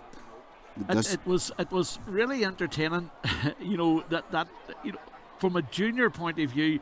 You talk about junior football, you talk about that, but that was just excellent. I think we have on the far side somewhere amidst the chaos over there, I think we have Lorcan Martin. There we are. There we go. Unbelievable finish, but that is the Tyrone Championship, I suppose. Those are the risks you take by getting involved in teams in Tyrone, Jet. That's the Tyrone Championship's just it's an amazing, it's unbelievable. Like, I don't even know what to say there. It's for everybody, for the club. And for me, just you give up so much to be here. Do you know what I mean? It's unreal. You only came in July. What brought you in at that time, and what have you done that has made this team county champions? I don't know if it's what I did. I think it's you look at the management team, but go back to ask why you came in, because the talent's there. And it was clear for everybody to see all year the talent that was there, and I got an opportunity to come in and get involved and to get involved with the boys and Gary Curry and Brian Kilpatrick. And Danny O'Hagan there, the backroom team, that they're an amazing group to have to be involved with. So delighted to beat, delighted to get a win, so it's brilliant. And come here, talk to us about that final few moments and that free from the sideline over there by Cormac Donnelly, a man that you just introduced to the game. Yeah, and I suppose lucky for us, he'd missed the one before that, and very much when he came in, I'd said to him, listen, I trust you to come in here, and I want you, if you get a chance, make your score. I'm sure he was like 7 or 8 or 9 other men, he was very disappointed to not get starting, and even to get the chance to come in and play. He had to make the contribution, and we're going to be forever indebted to him, for giving us a chance to win that. But Tyrone Championships, it's unreal. Like, it's you go through so many emotions. You build up, like, you have 2 weeks getting ready for the game, and we said at the start of the game, the easiest thing now with all our work done, just get over the line and allow boys to do it. But it's amazing how to be here in Omagh and to win another trophy is it's absolutely class. And Lorcan, it was a tough second half for you. You struggled, bar that 145, I think, that was scored by Jason Doyle. I think it was only that goal from Paul O'Neill later on and that point that got you over the line. You must have been pleased at half time, but maybe disappointed with your second half performance. Yeah, pleased at half time, but remember there was only a score between the teams at half time, and it was the ball that had dropped in the back of the net. So I think that 3-point difference probably didn't really show the difference between the teams. I thought we were fairly level, even in kickouts and tackling and all the rest. I'd be very disappointed now, really disappointed with our second half performance. The fact that we didn't score from play. We had that 45, we had the shot at the end, but you forget about that and you look at the credit. You have to give credit to the boys for digging in there at the very end and staying in the game, Jared. And come here, you stay in the fight. You get across the line, and we crossed the line together today, so we're delighted now. And you were screaming for that final whistle right at the depth. He did allow one more play, and rightly so. He did, yeah. Come here, and you have to give another play there, especially both teams deserve massive credit. Aghaloo were unbelievable. They deserve massive credit for what they did there. The referee gave another play, and I think it was credit to him to allow that other play. And I was excited about getting the final whistle, and I tell you what, it's one that I'll not forget for a long time now. Some celebrations tonight. Some celebrations tonight. Come here, it's Killeshil, what they've done over the last number of weeks, and Aghaloo as well. Very much for us before the game, we were saying there was both teams have huge love for their clubs. But tonight, how the walls and the walls in Killeshil are going to be rocking tonight. Now they'll really celebrate. And the goal scorers joined us here as well. Lorcan, thanks a million for enjoy the evening, enjoy the celebration. Paul, Big Meal was the goal scorer. what? Big Meal What was it, Big Meal? Shall we go get him here? No, you talk away. Talk us through your feelings after winning a county championship with your club. Never felt a feeling like that before in my life. It's the first time winning, you know, with a club for my whole career. So it's a deadly feeling. Unreal. It was a tense, nervous battle. Second half was tough going for a long time. Last 20 minutes was nerve-wracking. But good to get over the line. Aghaloo played deadly in the last 20 minutes. And I thought we were near. I thought that was us. And Big Mihal got the goal. And the rest is history. Good man. Thanks for joining us. All right. We'll hand back to Paddy. Jared Thrissy talking to everybody. He was accosting people and everything. I don't know who he was dragging there, but he had Paul O'Neill and he had Lorcan Martin as well, but he pulled everybody away there. And getting a wee interview. Great to hear the reaction there from Lorcan Martin. There is, as you said, Dermot, a sense of disbelief there from Aghaloo. There's a sense of disbelief from Killeshil as well. Yeah, it's sort of one of these ones where they forget that they actually are lifting a trophy here. You know, everybody's sort of just in shock nearly of how the game was finished. And just, I suppose, it's we were just mad that they fought for so long, and I sort of just the relief is the weight's off the shoulders, and you know it's time to enjoy it with your friends and family. I think we're going to the trophy presentation, are we? I think I'm looking across there. I think Martin. I don't see Thomas Hoy anywhere in that huddle at all. I would say he's been mobbed by everybody. I think we have a goal to see there, have we? Or two. Looking, here we are. Here we go. So what a great tackle there from that Bernard O'Neill, the full back. There we go in the corner. You know, Jared Daly was got a hand on it. The full back. Here, look at this pressure. 1, 2, 3, 4 men around him. It's like the amount of men that were challenged. Look at that there. They must have had 8 men inside the opposition 13 metre line to try and get that turnover. Yeah, they must have had that level of intensity, as we've talked about, is what stood to Killeshil there, like, you know, and they'll not be sick of watching that back.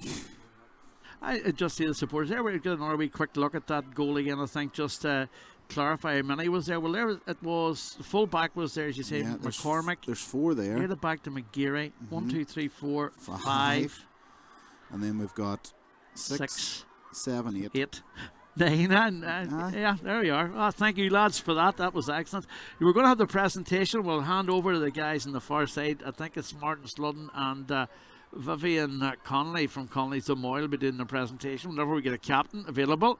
Captain Thomas Hoy, goal scorer, of course, in the first half. Speculative goal. We thought that was going to be the big difference maybe in the game, but all of a sudden, well, high drama at the end. And if the next 2 finals are equally as exciting, we'll be delighted. There's no doubt about that, Dermot. Yeah, just whatever team's maybe 3 points ahead next weekend, maybe a wee bit nervous. But hasn't it been the mantra this year of the Tyrone Championship? Late goals. Yeah, and I think it's just a sign of just the never give up attitude that's in the players that are playing for their clubs in Tyrone, and that never give up attitude is unbelievable. And yeah, it's been the whole way from junior, intermediate and senior, the amount of games like that have finished in the last couple of minutes that you have to play to the final whistle, because there is an opportunity, you will create a chance, and if you can take it, then fabulous. And yeah, what a way to win a county title. And you know what, for Aghaloo it must be doubly heartbreaking. They lost last year in the semi-final of the junior championship with a late goal from Fintona. Yeah, a penalty even at that time. Yeah. Well, now we're at the presentation. We'll go to Martin Sludden on the far side. Thomas Hoy there will be back in a few moments just to get a wee final recap before we hand over to Ger and the team on the far side. Another big game in their junior final. I can give both teams, both sets of players and management a big round of applause. They're standing game.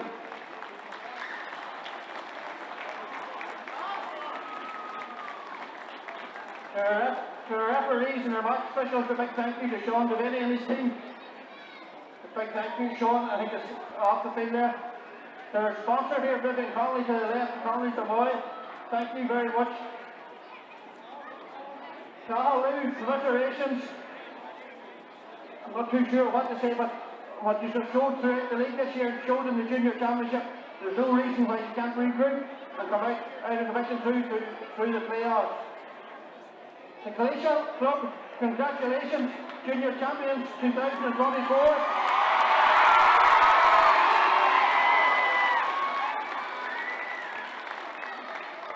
An outstanding turnaround from the disappointments of relegation last year. It's great to see so many players back, but the shoulder to the wheel again, and taking Kileeshil back up into promotion into Division 2. I just want to wish you all the best in those of the club run. And Vivian will present the trophy here to the winning captain of Kileeshil, Tomas.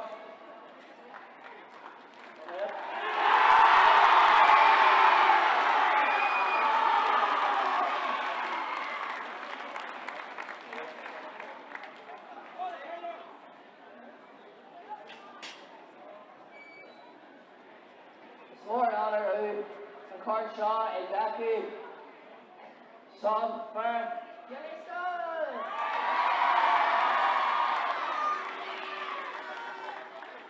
It's an absolute honour to accept this trophy on behalf of the Killleeshil team. First of all, I'd like to thank all the officials here today, referees, linesmen, Healy Park, for the pitch being in super condition. These are the games you want to be playing in here, so thank you very much for a well appreciated game. Thank you.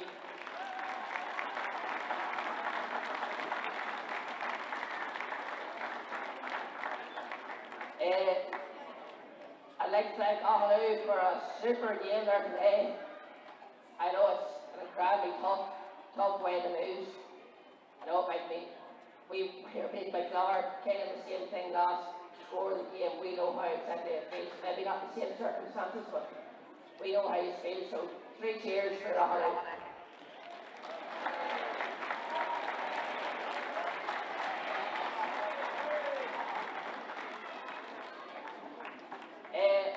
I'd like to thank Kieran McGill, obviously our sponsor, and all the sponsors in the programme who gave money towards our cause and got us gear and got us different stuff.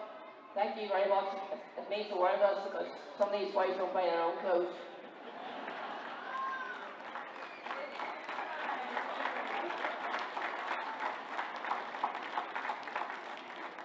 I'd like to thank our supporters here today. We said last week on the stage in front of 120 young children that we would need you today, and that's exactly what we needed. Go around with the band, the cheer at the very start. It was incredible, and it gave us that lift to go on ahead and give it our all. So thank you very much.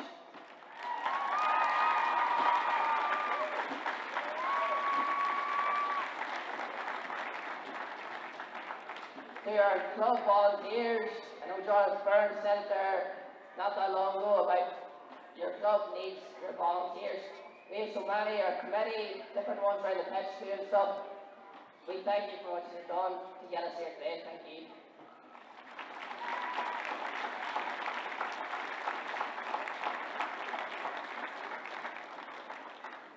I'd like to thank these bunch of lads here for obviously getting us this position.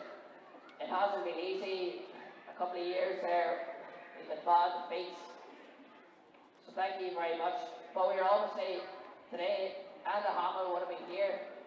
So this is for Anna. Cheers.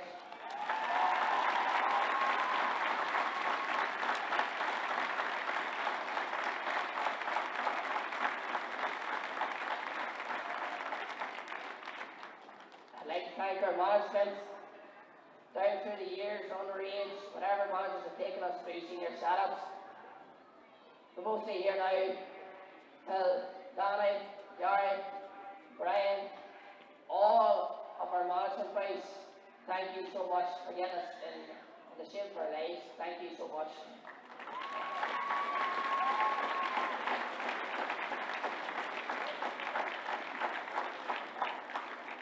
And so far more, Ian, Larkin, or Martin.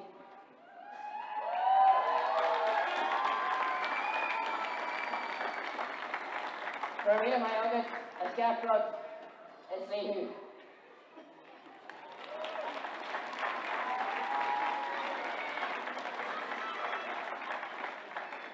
I think he's heard me enough, so I think it's maybe time to party now. Cheers.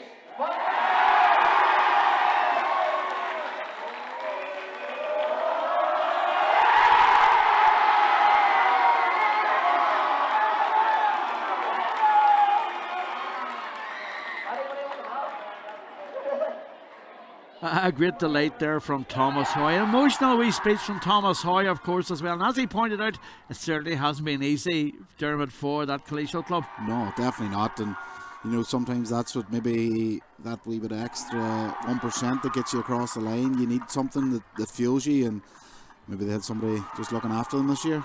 Yeah, that's it. You know, it's been hugely entertaining, this championship, this junior championship. When you look back at it, obviously as well, there's been some great ding-dong battles. There's been some very one-sided games, and Aghaloo were the team that sort of provided all those one-sided games. They had scored 9 goals and 45 points. They hammered Eskra, they hammered Broca. Eventually they saw off Glenelly. Yeah, and you know, that's one that'll sting, but it does show you that they have that quality there. And if they take that quality to the playoffs, you'd be expecting them to be playing Cookstown and maybe in 3 or 4 weeks' time. Yeah, that's it. Yeah, and that them playoffs, you know, I suppose it's how now the likes of Paul O'Hagan and Mickey Donnelly and co regroups them all. Absolutely, and you know there'll be a few sore bodies and a few, you know, dark moments for the next 24, 48 hours thinking about this game. But you know, if they can dust themselves down and go after it again. But you look at these scenes here, like all these men that have been training probably with Killeshil since January are now getting a chance to lift the trophy on championship final day, and that's a special moment, and they'll always treasure those. Well, that's it, absolutely, you know, and for some people to say, oh, it's only a junior championship, but that's as good as a day in Croke Park there for a lot of players who'll never ever have the opportunity of playing at Croke Park. And now Killeshil obviously go into the Ulster Championship, play Derry champions. I think it's Craig Ban. Craig Ban did win the junior title. I think it's Craig Ban they play now, of course. That's a couple of weeks' time. And they'll be ready for that. Yeah, it'll be a clash of jerseys too. Craig Ban are green and white as well. So, and you know, there's some quality players in this Killeshil team. They'll enjoy the next few days, absolutely. And I'm sure Killeshil will be the place to be, Monday Club and things like that. And once that's dusted down, you know, I would say there is a bit of a belief in there to keep them at it. And tell me, now the Intermediate Championship final next weekend, not much time obviously for Moy. Yeah. Who won the last year as well. Night. Yeah. And beat Derry Loughlin in 2017 as well. You know, so that'll be an interesting one. Yeah, and two quality sides with quality forwards that can kick the scores. But you know, a Friday or a Saturday evening game here, I'm sure everybody's really excited for that one. And a repeat, of course, as well of the last year's senior final, Thrillick and Errigal. They've had some battles over the last maybe 4 or 5 years. I think between them, they've appeared in 5 finals or 4 finals each or something like that there. It's been remarkable. The consistency of the two teams, And Thrillick have obviously got the insane, they've won more of them, you know, but it's an opportunity for Thrillick to win back-to-back titles. The first in Tyrone since 2005. Yeah, both sets of players there will be working really hard this week, you know, to get themselves in the perfect position to play their best next Sunday. And I think both sets of groups have got some lace with loads of quality.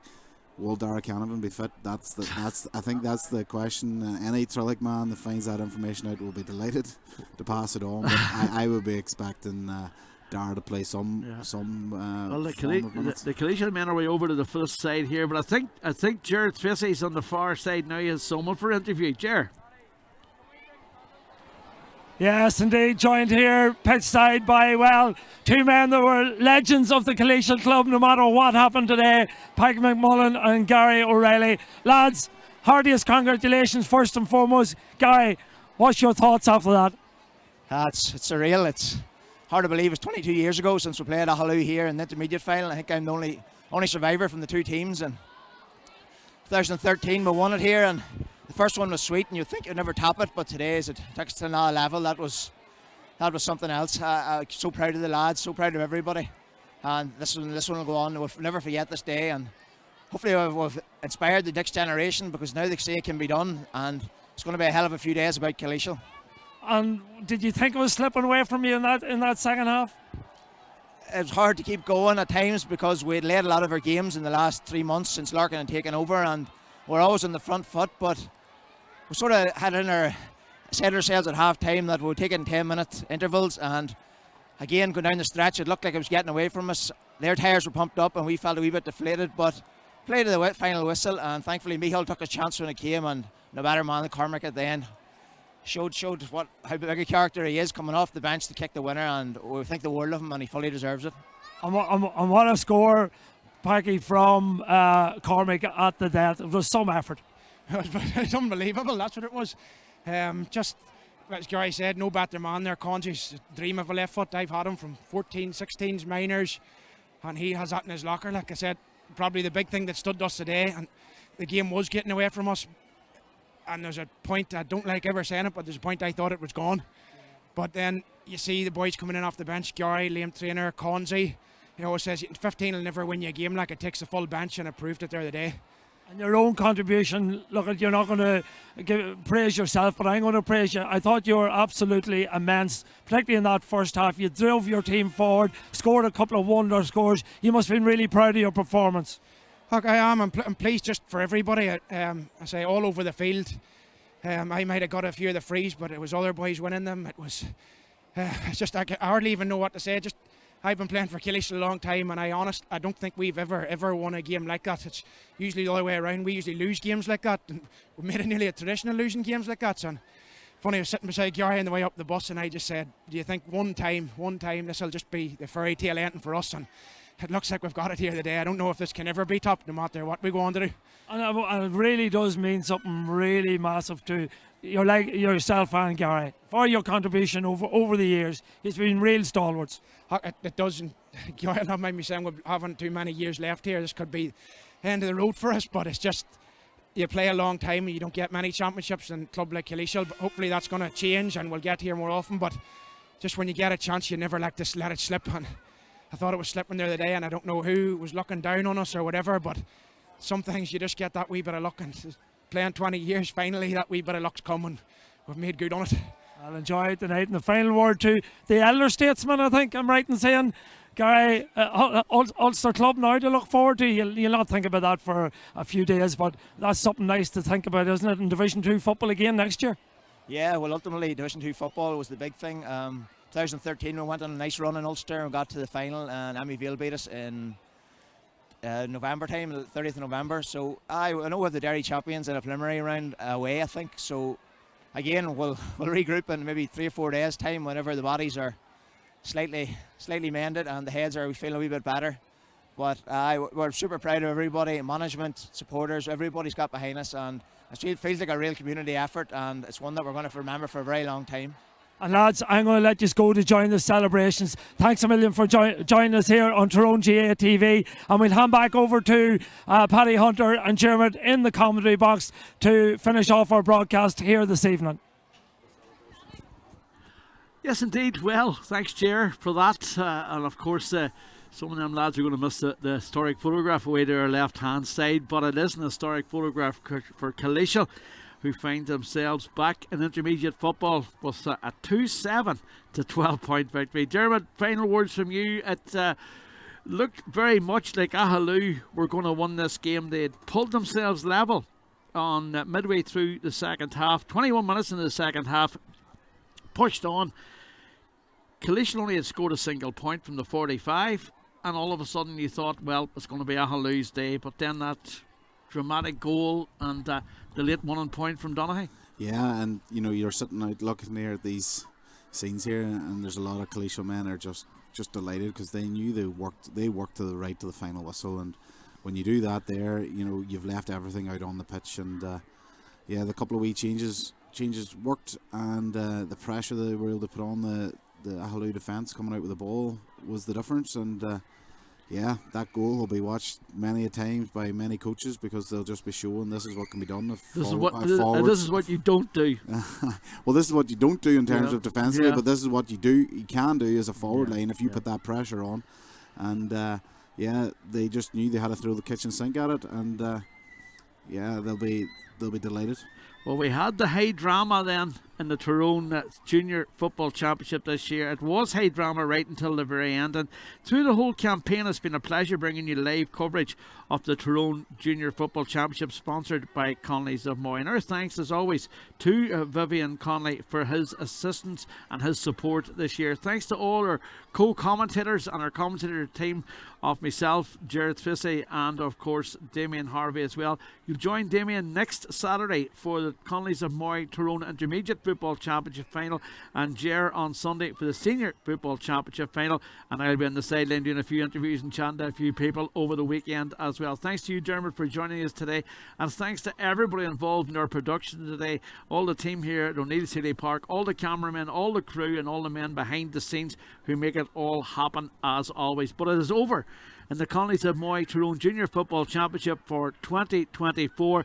It is finished. Killeshil St Mary's 2-7, Aghaloo O'Neill's 12 points, and it is Killeshil who are the junior champions for 2024. Slán. Slán.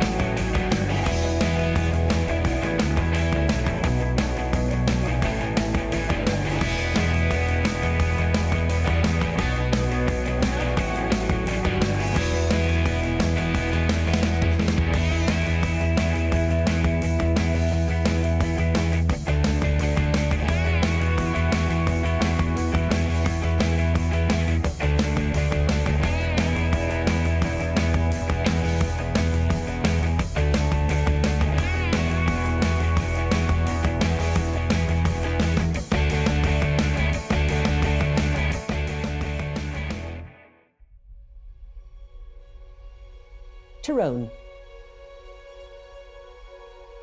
A place that's been the home of the Connollys of Moy Tyrone GAA County Club Championship for almost 120 years. A competition where all of the teams in Tyrone battle it out to take home the honour of being the champions of this great county. And Connollys of Moy have the privilege of bringing it to you for the next 3 years.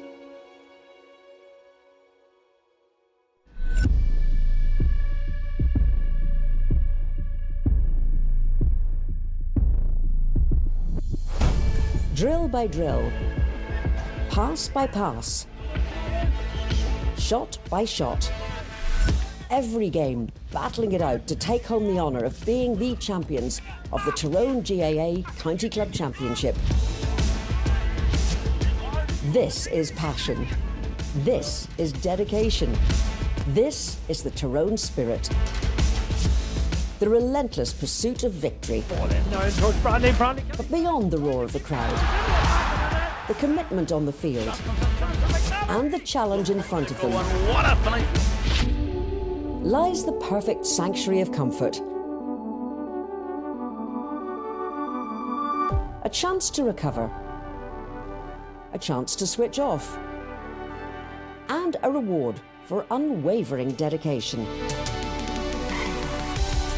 Connollys of Moy are proud to have been Ulster's leading furniture superstore for more than 30 years. Whether it's sofas, dining tables, beds, flooring, or even rugs, here at Connollys we have everything you need to make your house feel like that warm, beautiful, elegant home you've always dreamed of. But don't just listen to me. Over the years, we've had the privilege of having over 20,000 of you wonderful people as customers, and your warm feedback has always been encouraging to us and pushes us to keep innovating and bringing the people of Tyrone an even better service where we can. We take the stress away from home interiors, reliable lead times, exceptional customer service, putting all of the industry's leading brands right in front of you in one place, and providing our customers with personalised two-man delivery right to your front door without you having to lift a finger.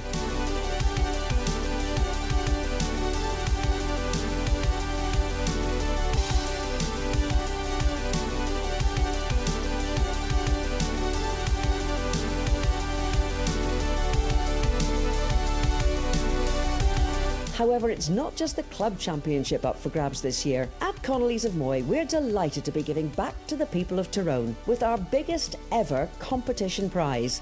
As a sign of our gratitude, not only are we delighted to be the sponsor for this year's championship once more, but we're giving one lucky fan the chance to win a £2,500 voucher to spend in store.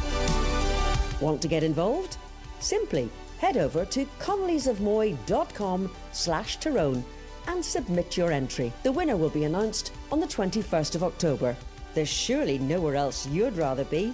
Connollys of Moy, the champion's choice for furniture.